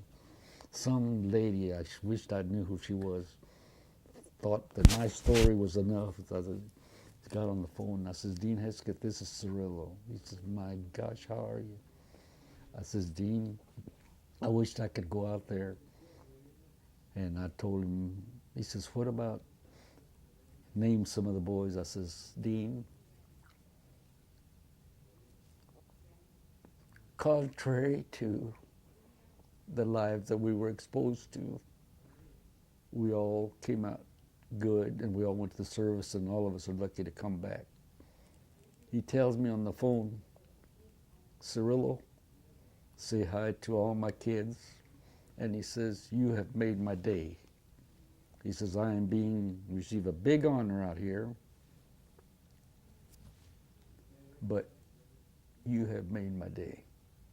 Well, when the reporter he told the reporters, and it came out in the paper, and I told you I worked at the post office. One time a Vietnamese guy, the only one they hired at that time, come in yelling, called me Cy. Cy, big man, famous man at Wichita U. What? In the Sunflower, the paper, they wrote the same article on that. So one of the biggest honors was this youngster that played football there at Wichita U from 60s and 64. He was a Pachuco when he came there. But he finished in 4 years. They won the Missouri Valley 3 years out of 4. They went to the Sun Bowl. I couldn't go, but my brother and his daughters got to go, and they still remember it. They had reserved seats and everything. Well, Bob went to teach at Stockton, California for 2 years. Then he decided he was going to get his doctorate degree before he was 30. And he went to Cal Berkeley. You've heard about Cal Berkeley. Well, this was during the hell-raising days, the Vietnam, them guys had stopped ammunition trains, and he told me that everybody thought they was hoodlums. He says the medical students would help the people, the nurses would help, the law students would get the deal. Then he cracked me up because he said, I was in the goon squad, and he says, I probably got whipped as much as I whipped. But he started, what do they call it? BABL, Bay Area Bilingual Education League, a consortium of 4 Northern California counties. But he was smart, not only Spanish, but Portuguese, Vietnamese, and he had a Head Start for little kids, senior citizens. And he started,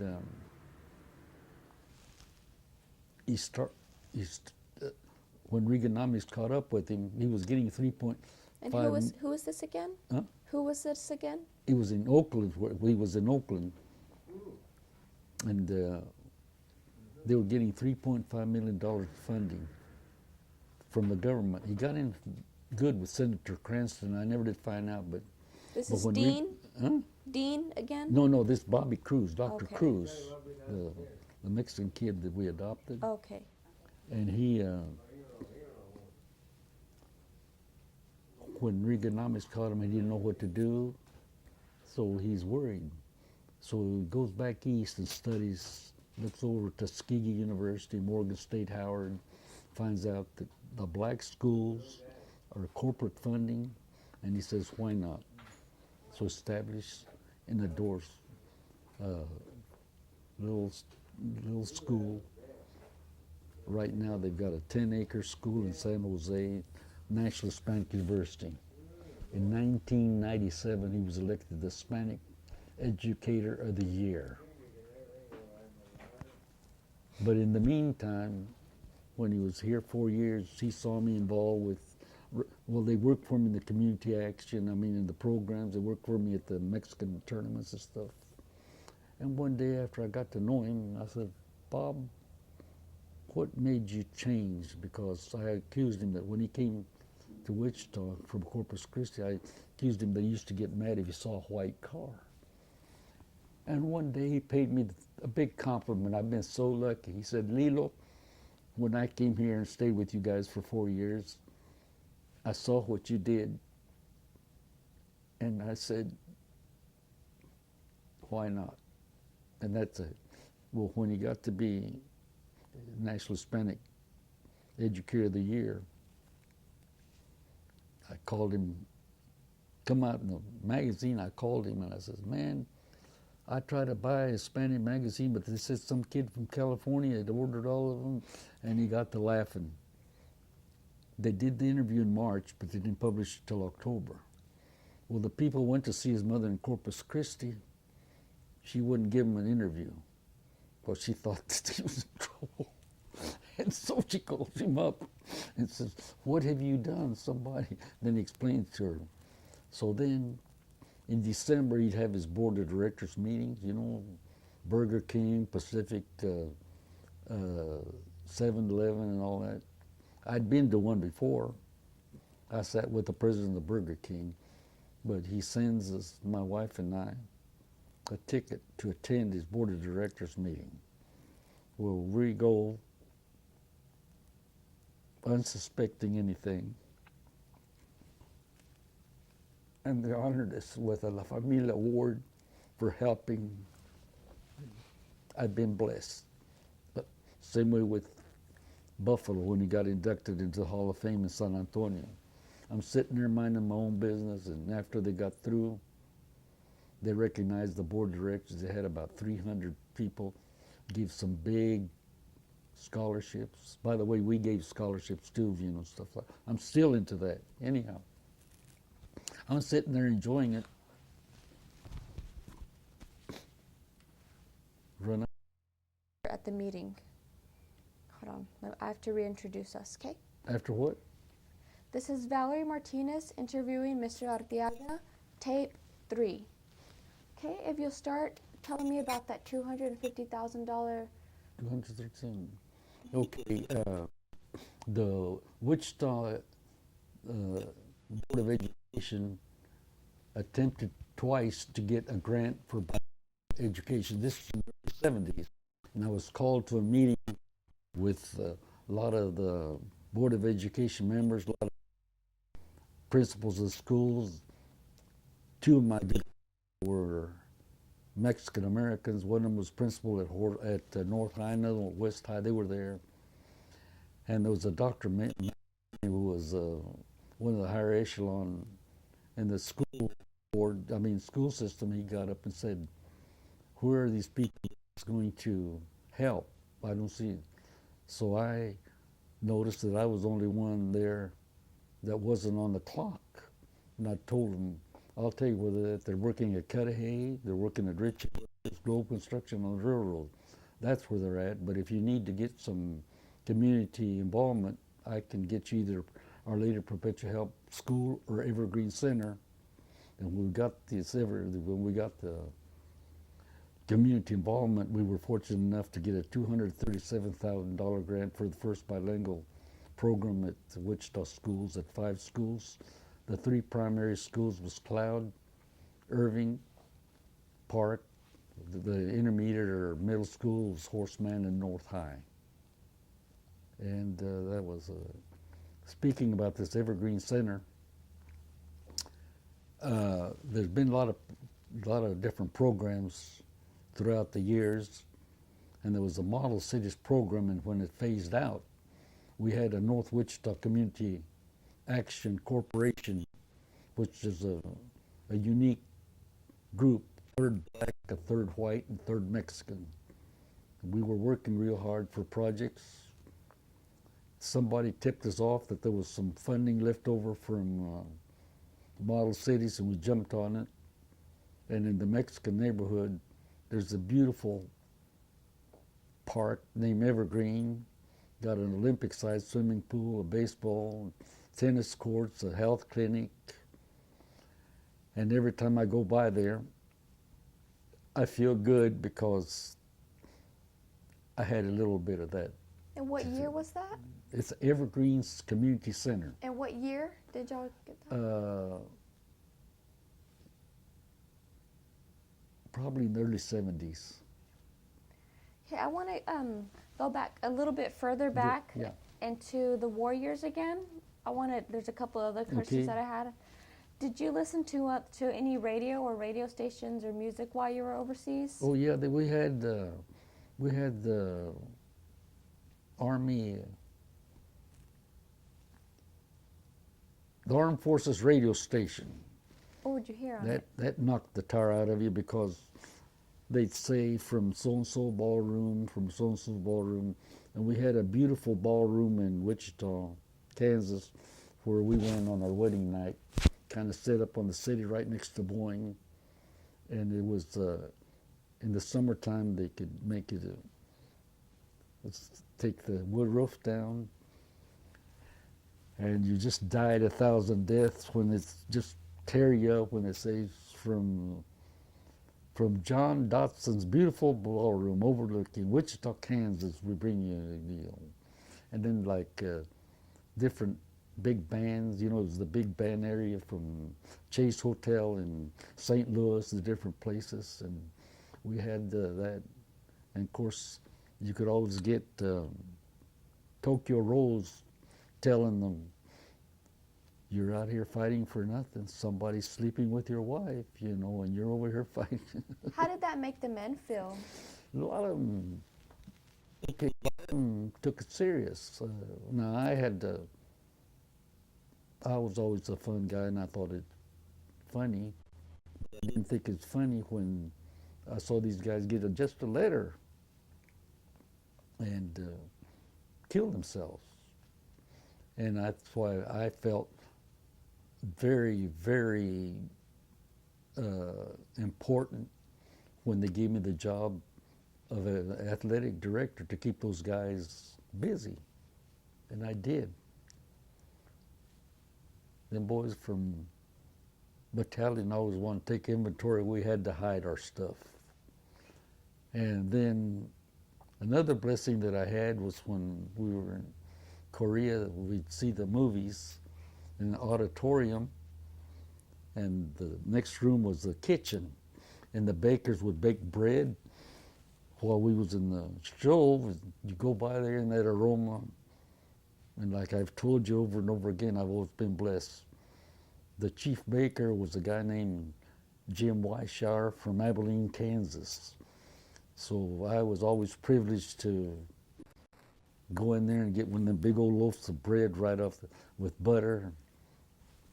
Everybody get mad, but then, you know, I've been lucky. I've been very, very fortunate, you know. And would you and the other Spanish speakers, would y'all talk Spanish to each other? Oh, yeah. We Did speak anybody get mad at y'all for doing that? Yep. Who would get mad at I'm you? glad you brought up some of them rednecks. One time we were in the Philippines. Like other privates or the officers? No, privates. Yeah. One day we were in a 20-man squad tent in the Philippines, and we'd come off of a patrol, and we're talking Spanish. Well, you know, that's our language. You know, I mean, that's, you know. I look at it. I take our Constitution at heart, freedom. So we're talking Spanish, and some redneck from Mississippi or something says, "There you are, Baba, talking that damn Spanish." And for a while we were shocked, follow me? You know, you're dumbfounded to think somebody that's supposed to be, and there was a guy named Joe Bassan, I'll never forget him. Light complected, kind of had auburn hair, quiet guy. Always had his testament. Never cussed or anything, just, and of course you learn to respect him, you know, you respect him. He'd say, "Hi, how are you?" Always reading his testament. Before any of us honorary guys could speak, he stood up and got in this guy's face and he said, "Where were we at about an hour ago?" "Up on the hill." "What happened?" He said, "We got some guys hurt, but we were able to lock." He says, "Well, that's why we're out here for, exposing our lives to be able to speak whatever we." And he couldn't have hit that guy in the face with a ball bat and hurt him more, because all of a sudden he says, "You know, I have to apologize. I'm sorry." But I got to tell you a good story. In the Philippines, the guys would go in there and they sold tuba juice and rice wine. And sad to say, some of the guys that put an MP on their, go sell stuff, and the next day they go and get it back, which is bad. We did a lot of bad things. Well, anyhow, we had an Indian guy from the Dakotas. He was a heck of a fighter, but when he'd get drunk, you better stay out of his way. But then he'd always sound like he hated whites, because they tear him up there in the Dakotas, you know. Anyhow, one day they'd always ship in and they'd get a gallon.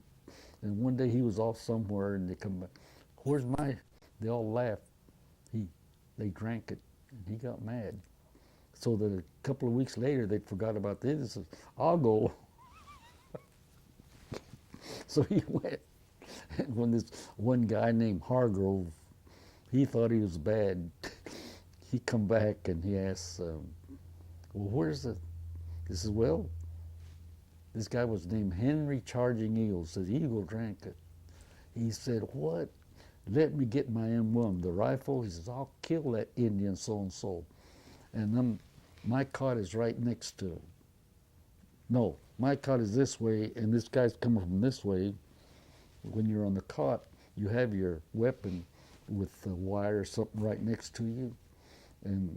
And Eagle was a BAR man. That's 20 automatic Browning, 20 shells. So I'm hearing this guy saying he's getting them one, and he's going to kill that Indian. This Indian guy plays it cool. Gets over there, and then I hear him put that clip. No, about this time they go, what did you say? But by that time, that tent had exploded. Well, when we left Leyte to Okinawa, he was AWOL. Who was? Henry Charging Eagle was AWOL. The Indian? The Indian guy. So after we were on Okinawa, here he comes in with new uniform and a rookie. Well, we knew he was going to have to be court-martialed. So the court-martial took place when we were in Korea afterward. And he got off lucky because whoever wrote up his papers put Henry C. Eagle, and that was not his name. His name was Henry Charging Eagle. And it was, but he was a fighter. But he'd always tell me, I like you, but he was a fighter. Oh, when he got over there, we got to laughing because he come like a rookie. He says, Arteaga, I had me a good job. He joined the Filipino guerrillas, and they made him an officer. Can you? Oh, I got a lot of experiences like that. Oh. Were you ever injured? No, thank God. That's why I am lucky. I am lucky. I've been blessed. I told you about all the things that I have. Oh, did you see Mad Dog Millionaire Show that filmed in India? Did you see it? Do you remember a certain scene when the kid had a paper, was going to looking for somebody who's going to star that he wanted to sign? What happened? He fell in the outhouse stuff. Well, I was in the movie with my daughter, and when that happened, I cracked up and started laughing and laughing. My daughter says, "Shh, Dad, hush, hush. What's the wrong?" I said, that kid ain't got nothing on me. One time I was going through a village, and there was a sump hole with grass. Well, he beat me because he got in this deep. I just got in this deep. So I've had so many experiences, you know, that mad dog. I'll tell you what, nobody got close to me for a while. Why? After I fell in that sump hole, there wasn't much water around, you know, it took a little water. But it was, I've been really, I really had some experiences. I've got to tell you this, about 2 months ago, I got a call from a gentleman that lost his finger, but he hadn't heard from the doctor working at work. Hadn't heard from the doctor, hadn't heard from workman's comp, so he calls me. So I made some phone calls, and luckily they answered. Come back and said that he was 9% permanently,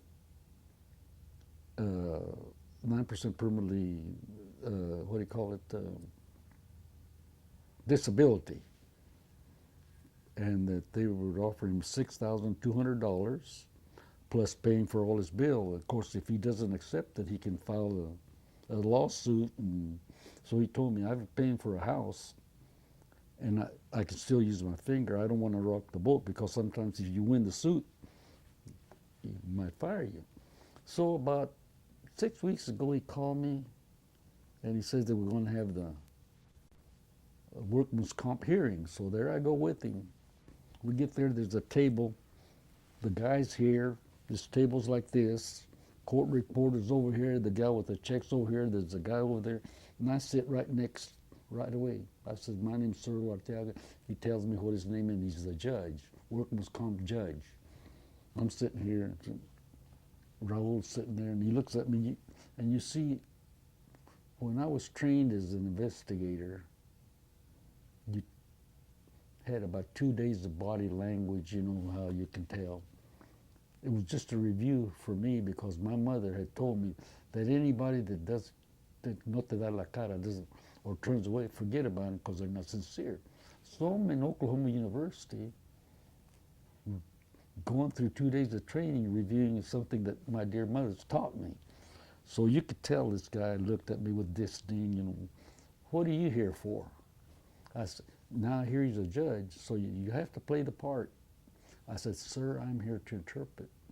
And then he says, are you a qualified interpreter? I said, sir, I've had the privilege of interpreting since I was 8 years old, and I have interpreted in federal court and in district court. So it kind of got him off my back. So we had to initial everything to make sure that and they wrote out the check for him and everything. So I can be a bad guy when I have to be. And I said, Judge, I've got to tell you an experience I went through in the Army. And I told him the experience about when we were at standstill and we couldn't, that I was the man. And you could tell he wasn't liking it. But I want him to hear this. But I'm being respectful. Well, God has always been with you. The guy on the end that I had just greeted, he stays to hear this. And he puts the icing on the cake. Can you believe this? He says, Judge, he not only is an interpreter, but he's a heck of a good referee. He's in the Referees Hall of Fame. And how, this was 2 months ago? Yeah, recently. And so I'm puzzled, who's this guy? And I says, pardon me, what's your name? He says, my name is Ross Eckert. I said, where do you know him? He says, see, I got inducted March the 22nd of 2007. That's 3 years. Well, I've only seen this man temporarily, maybe for 5 minutes. And he says, I was the president of the Wichita Officials Association when you got inducted into the Hall of Fame. And then I told him, well, I want to thank you because I keep telling you I'm lucky. He told the people that there were more people attending my installation than any other person that had been installed. Since then, I've gone to visit the Hall of Fame, and then the president had me do a tape on how I became a referee. So I tell him the discrimination that I went through.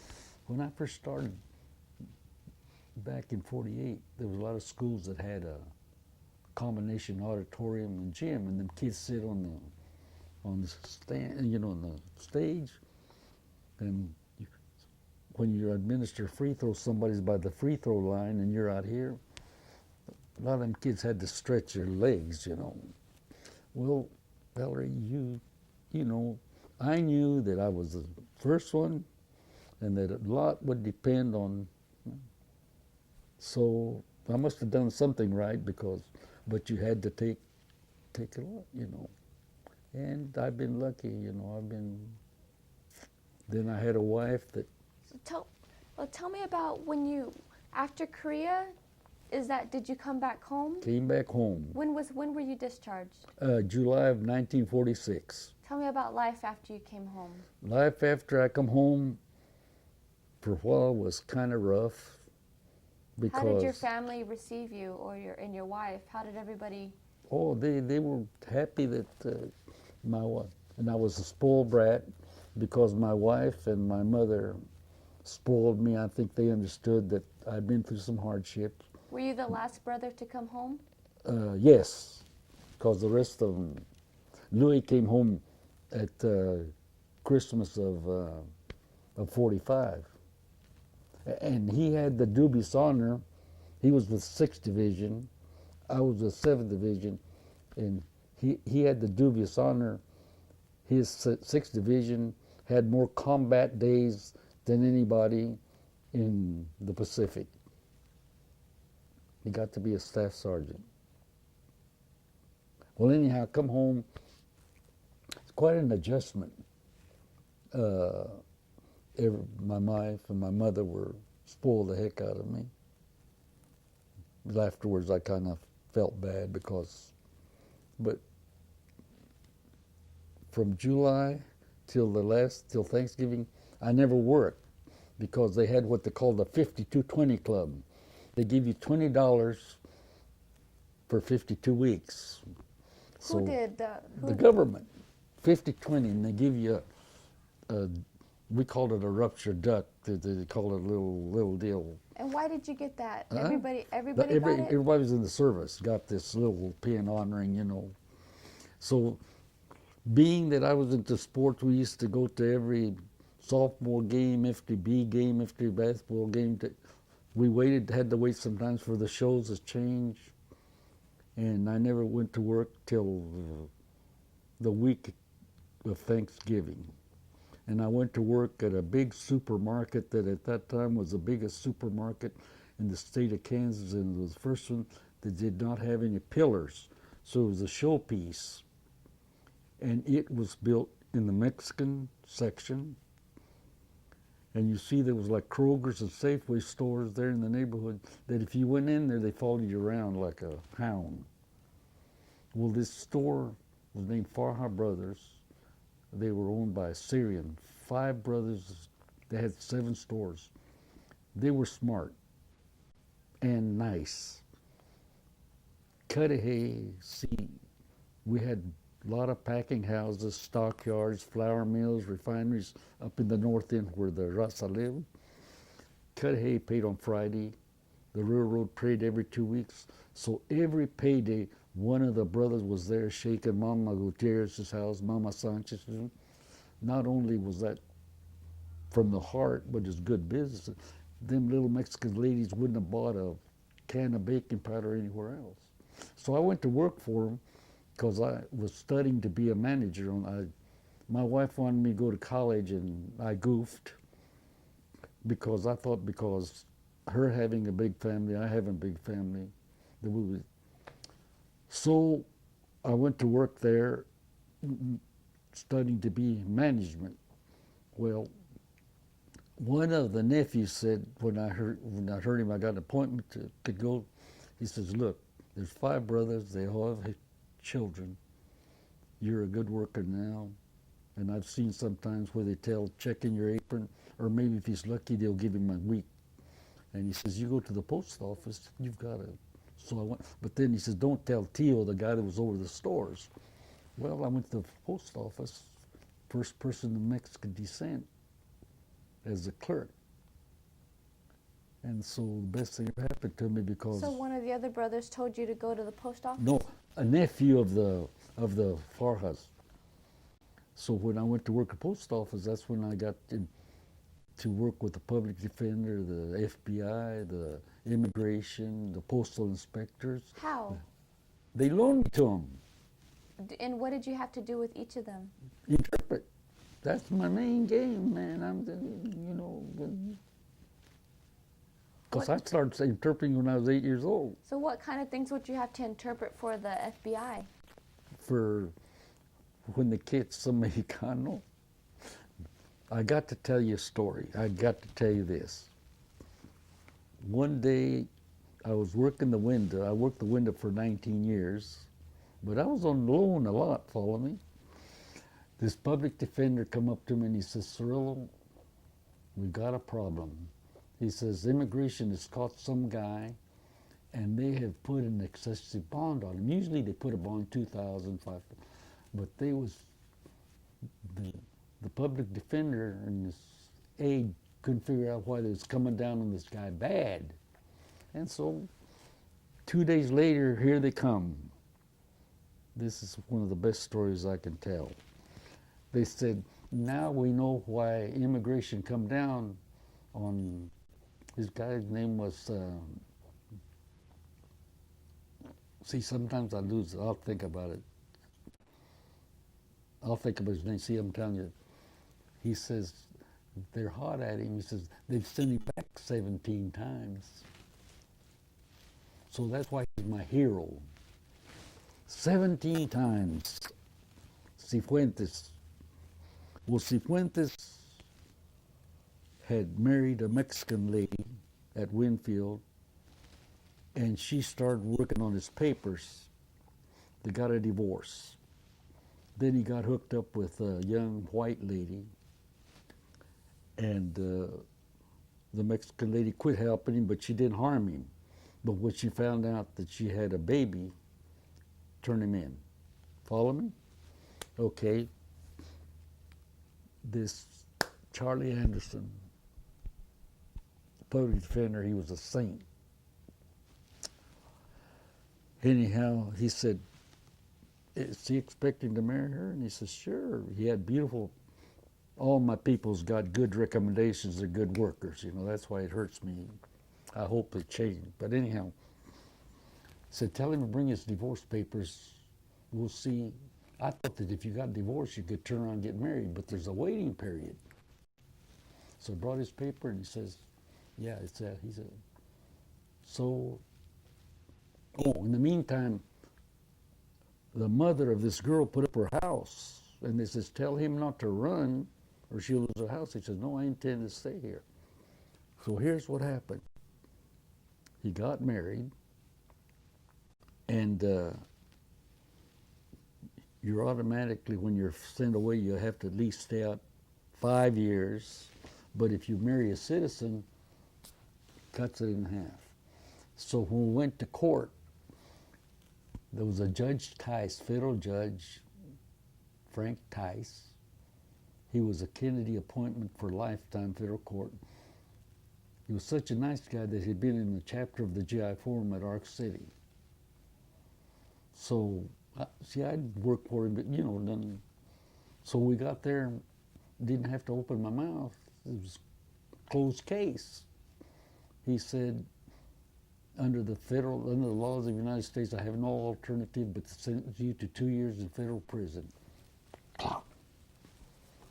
So then everybody's kind of surprised. Well, you know, everybody, you know, that's quick, you know, 2 minutes, you know. So then he said, now I'm speaking off the record. And guess what? He said, sometimes we, as United States citizens, aren't too friendly and hospitable to people that want to come and live in this country. And he's serious.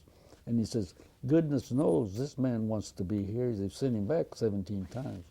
Well, it's one of the few times probably that you'll hear laughter in court. So about 3 months later, here comes Mr. Anderson. And he said, Cirilo, do you remember Cifuentes? I said, Mr. Anderson, I will remember Cifuentes all the days of my life. He says, got some good news. They've let him out on good behavior. So that means he wouldn't have to spend those 20 months there, and he can go over there and, you know. So he's my hero. But we were living in apartments, and my son, whose mother's white, his father's Mexican, but he's white as can be, he shows up at the house with a little kid same age, identical. My wife says, my God, where did you come from? David says, oh, Mom, he lives in the next door. And he says, we'll be back, Mom. I'm going to go see his mother. Well, 2 or 3 minutes here, we hear somebody coming up the stairs, and it's his mother. And when we open the door, she goes, beautiful lady. Her name is Jeannie Stoffel. Got to be like family. One day she said, Cirilo, where do you work at? I said, I work for the post office. She says, my dad works at the post office. He said, well, in the building up, he's the public defender. So then I shake her up. I said, Mr. Anderson's your dad? Yeah, you know, I says, I've been interpreting. Well, Mr. Anderson died May the 6th of last year. They buried him May the 9th Oh, this little kid looks so much like my son. We took him to Mexico. Nobody would believe that they weren't. And so we're real good friends. They have a business where they sell like T-shirts and awards to Boeing and Coleman and something like that. They're just good friends. So when I went to the funeral, they asked if anybody wanted to speak. This guy was, so I got up. See, I was an EO inspector for the post office, and when I dealt with regional people, post office administrator, sectional center guys, they were dogs. They treat people like dirt, and that's not right. You know, we're human.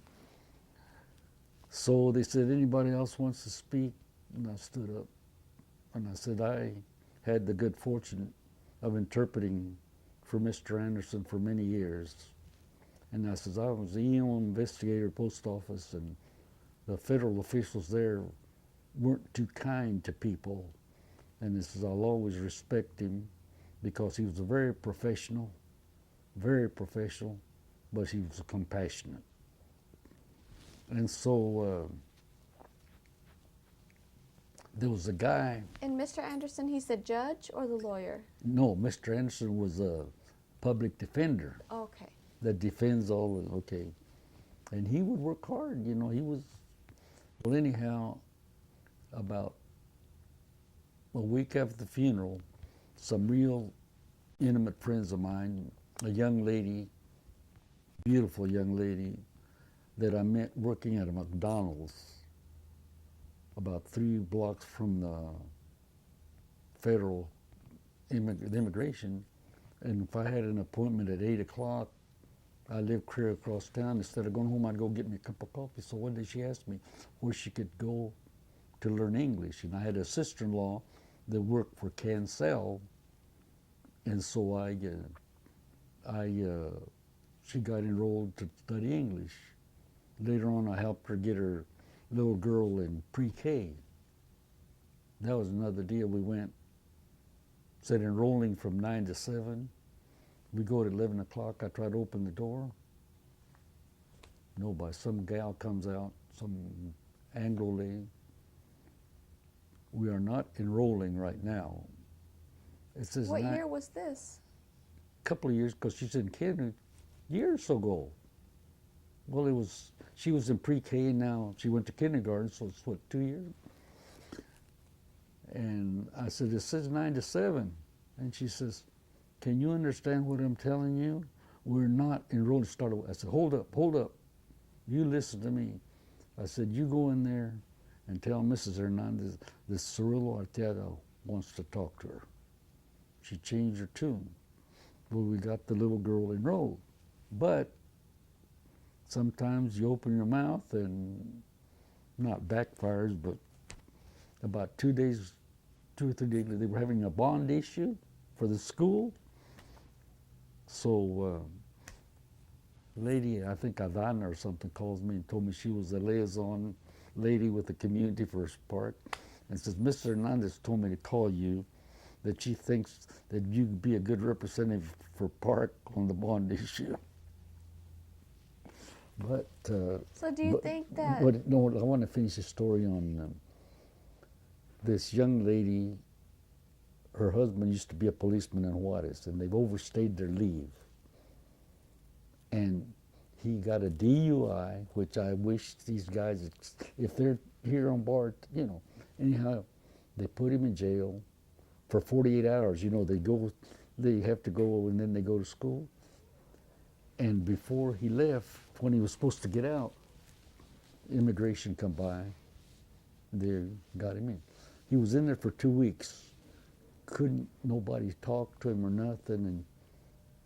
And Myra called me. Don Cirilo, can you help me? Then I remembered the public defender, that a lady, I hadn't never met her, but I'd heard you. So I called on the phone. I said, Miss Gillum, I said, my name's Cirilo Arteaga, and I didn't meet you, but I saw you at Mr. Anderson's funeral. And she says, oh yes, I want to thank you for the kind words that you said about him. I says, well, how long did you work for him? Says, 23 years. So I told her what the deal was, and she says, I'll send somebody on the staff over to, because they just told him, didn't go, guess what? She sent somebody on the staff, and they didn't tell him. All they told him that somebody was inquiring. The next day, immigration goes and interviews him, and he's out.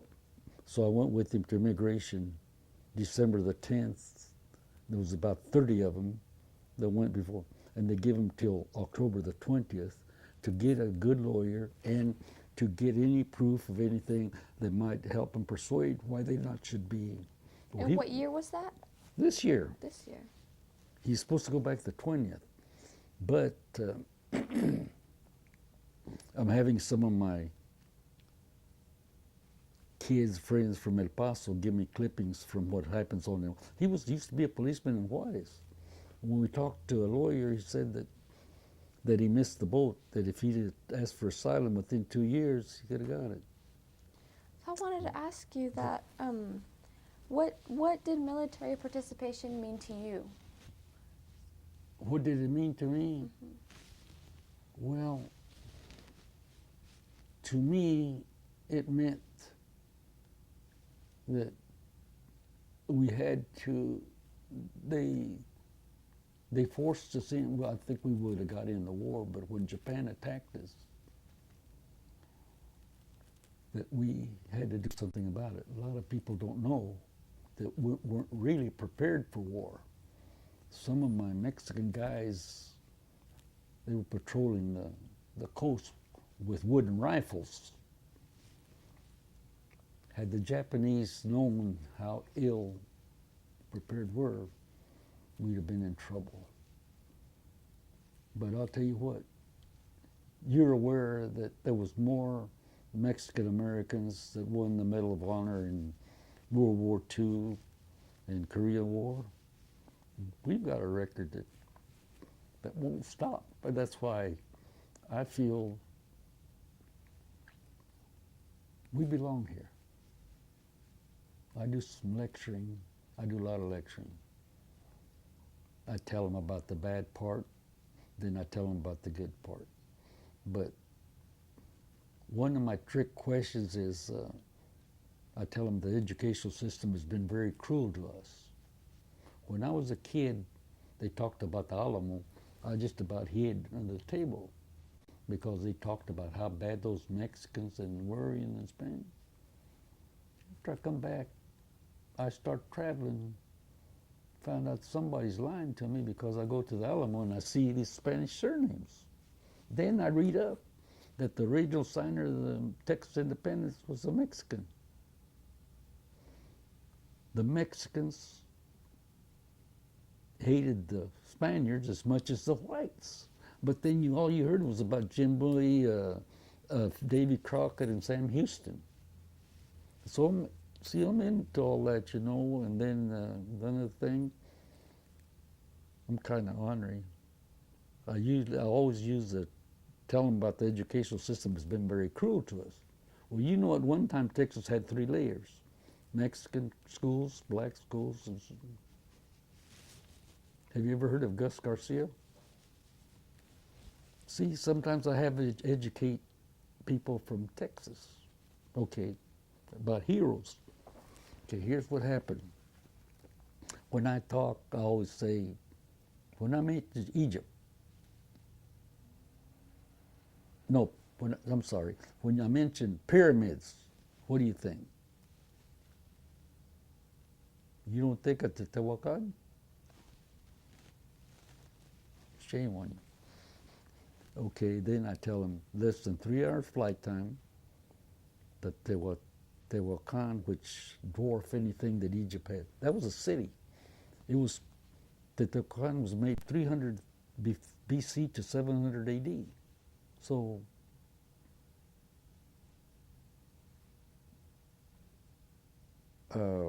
last year at Friends University, everybody says Egypt. Some little girl jumped up and says Teotihuacan. I told the teacher, give her an A. About right before after spring break, I spoke at 2 8th grade classes, I pulled that question on them. One of them both of them said Egypt. The teacher, he says, Tetehuacan. I says, give yourself an A. Then on his computer, he puts a pyramid. I said, that's not Tetehuacan, that's Tajín, the midget pyramids. Then he puts another one, that's Chichen Itza that finally got.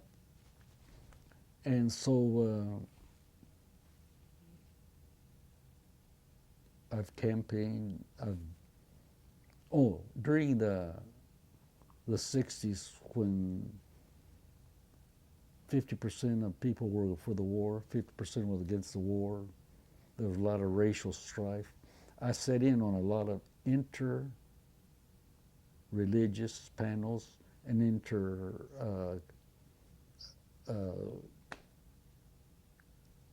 race panels. So I probably learned as much from them as I learned from them. I feel comfortable. Well, So how did the anti-war demonstrations make you feel? Well,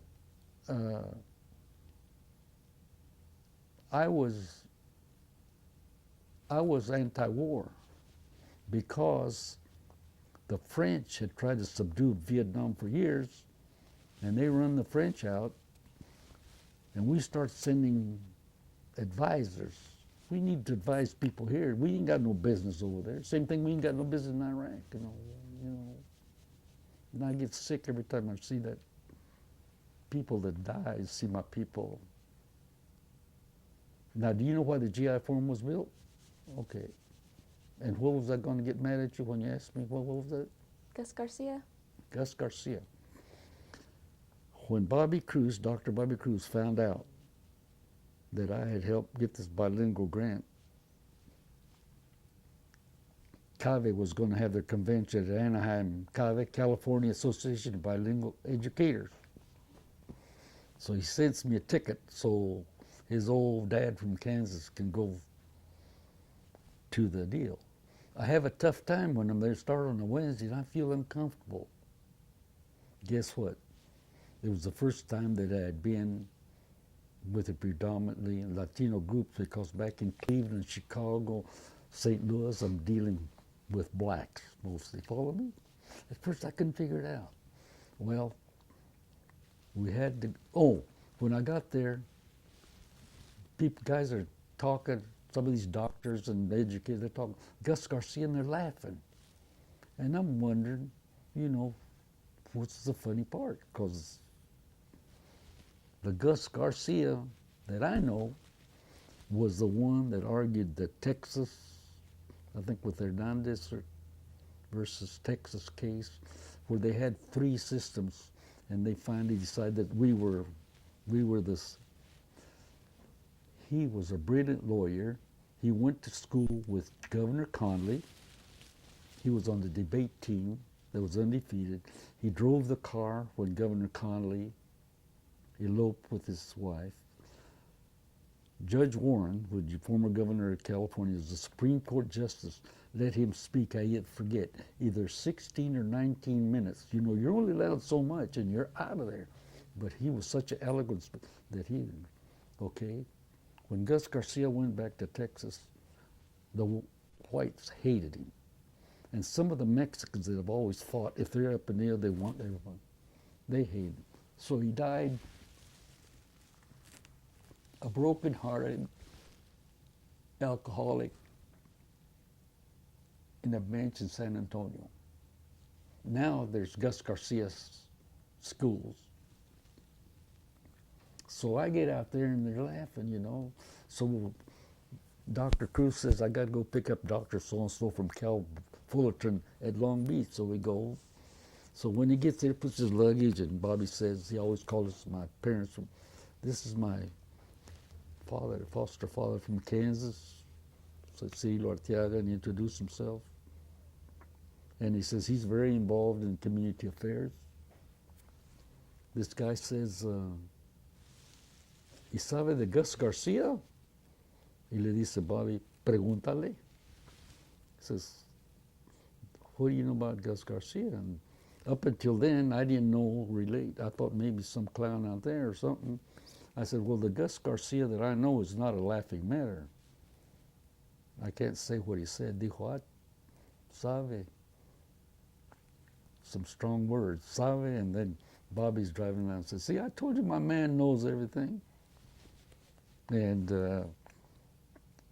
what happened was these guys were at a meeting where these people were trying to sell their videotapes and their books about races and stuff like that.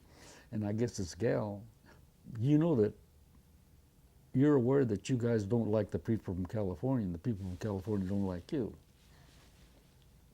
See, I told you you'd never run into a guy like me. So here's what happened. These guys were at a deal where these selling books and, you know, about the Mexican race, and this lady had some deal that she was pushing about Garcia, and some of these guys, they didn't react to it. So I guess she got on them and says, you guys call yourself educators and don't know about some of your greatest hero? So that's why we saw los puso de la basura. She gave them, and that was crazy because So, I was going to ask you, how did that make you feel then? Like being in Los Angeles during the Zoot Suit riots and the Pachucos didn't like you because you're a serviceman. How did that make you feel because someone out of La Raza didn't, y'all had tension? Oh, it made me feel bad because I caught heck down in Texas by the widows now, but then I can understand that what their battle, you know, I was, you know, and also know, Dr. Cruz marched with Cesar Chavez. I had the honor of meeting Dolores Huerta when we were coming from the BART. He says, you see that lady up there? You know who she is? I said, no. I said, that's Dolores Huerta. So I met her. And so now I'm going to hit you with another story. They had a diversity conference at Wichita State University. And the director of it, somebody told him about me. So I was given the honor of taking Dolores Huerta to my beloved Huarache, now it's industrial, took her to the Hispanic Center, took her to Horseman, my old school, but they've just built a new one. And I used to tease my wife since she was that they had more computers in the second and third class than in Best Buy. She come in and she told those kids, you guys are so lucky because some of the school systems in big cities are bad. Your wife told them this? Huh? Your no, wife? Dolores Huerta. Dolores Huerta told them. And so she had met me. So we're going by a big church there in Wichita. At one time it was the biggest congregation of blacks. So I have to tell them a story. I said, slow down. Dr. Eccles is a black, and he's driving. I said, slow down. I said, I got a story about it.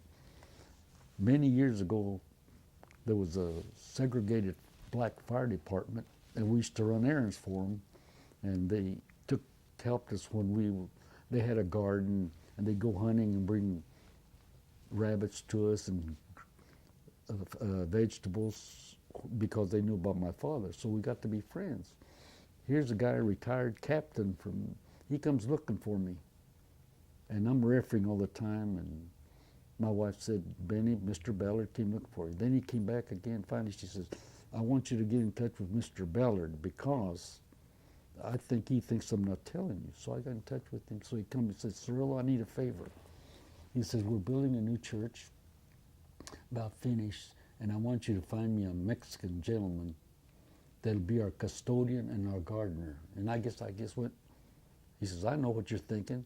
Why do I want a Mexican there? I said, yeah. He caught me, because, he said, because that church is a big faction. They have the women's group, the men's group, and he says, a lot of divisions, and we want somebody that'll just take orders from the secretary and from the reverend. His name was Brookins. And he said, crack me up. He said, we want somebody that somebody asked besides him. Said, no savvy. Of course, he could speak English. So I got him one. Every time I go by there, he's still some, you know. So I'm telling this story to them. Guess what? Dolores Huerta says, I know Bishop Brookins.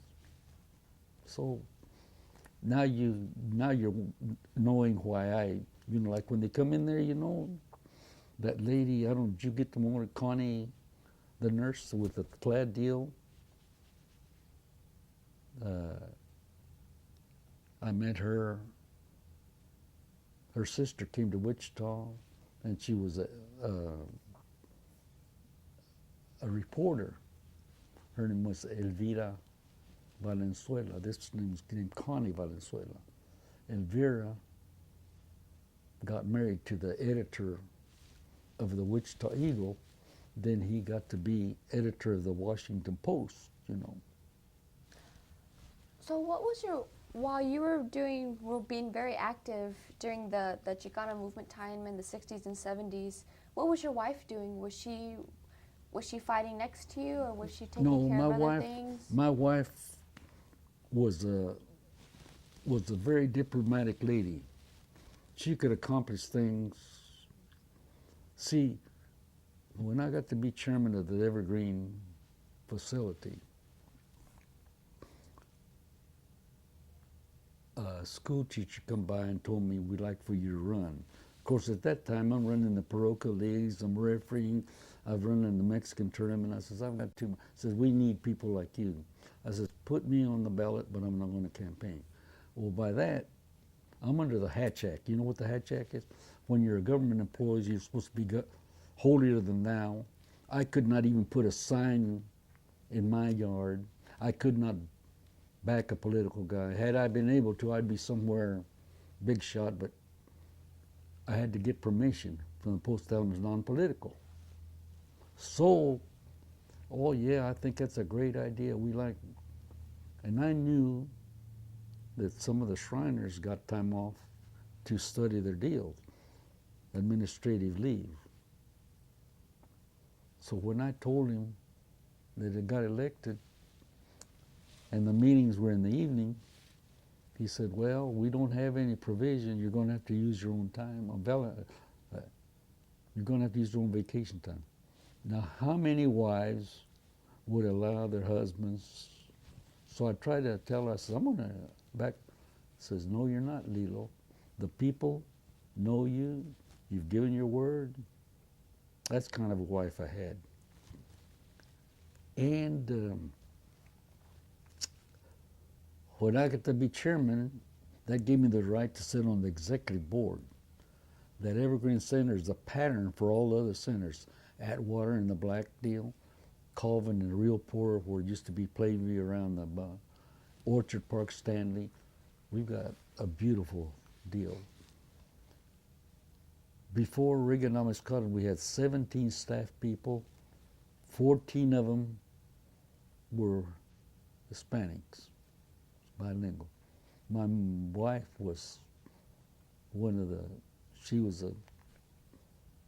she would go, we took care of the viejitos, we took care of them. I did the history of the Mexican people in Wichita. My last page is dedicated to Las Madres Mexicanas who made the sacrifice. I'm going to have to send you a copy of it, you know. So where is this located, your history that you wrote?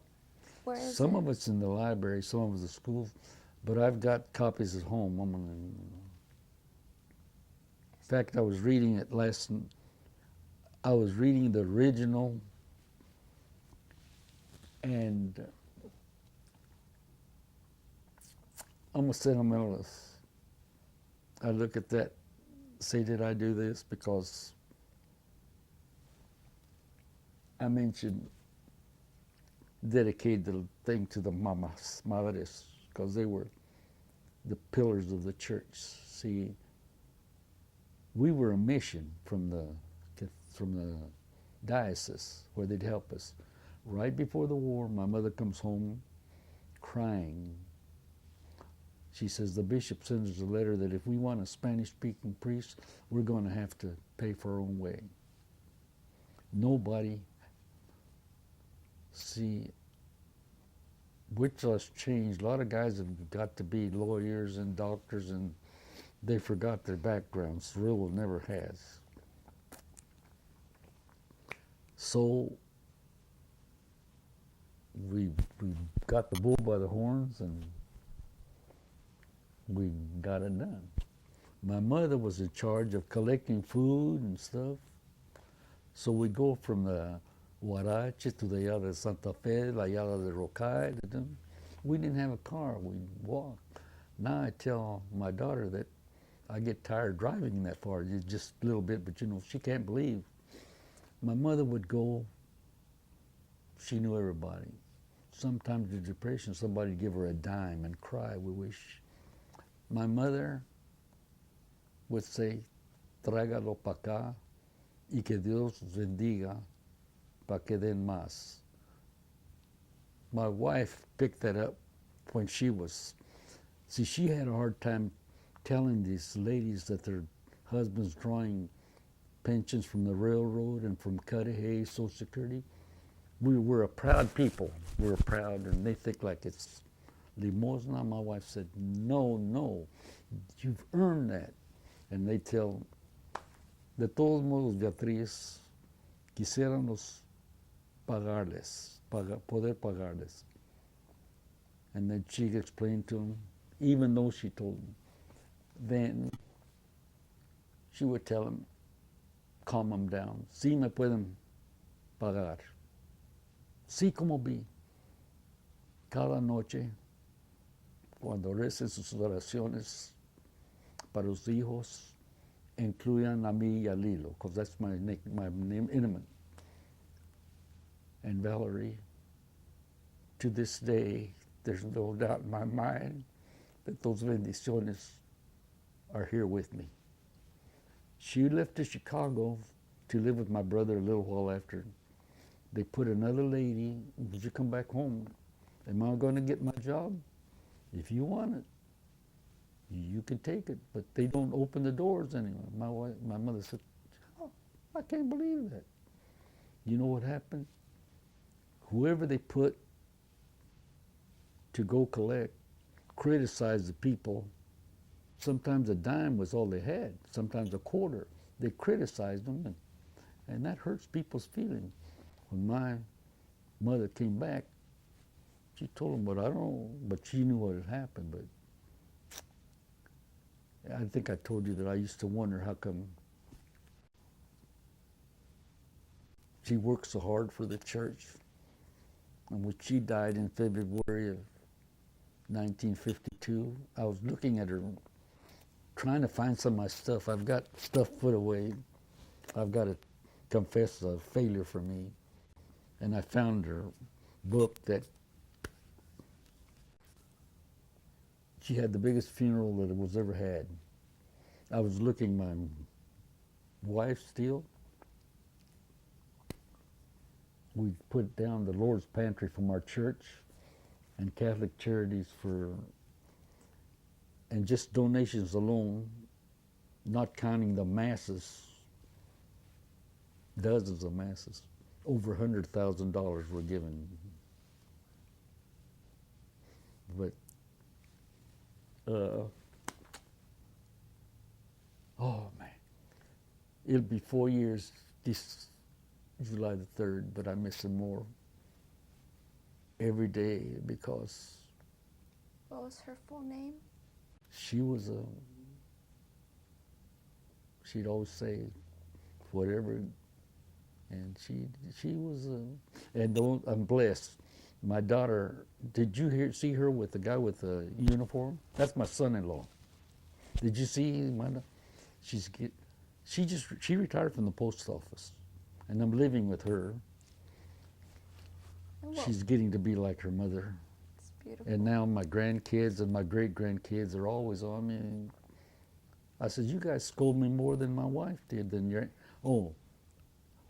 never, I'm not Grandpa Cirilo. I'm Grandpa B. And I told you about the school where she, What was your wife's full name? Beatriz and Gutierrez, but she liked to be called B. Okay, we're gonna stop this first video. I mean, this last video, and then we'll put in another one. Okay. So we have about No,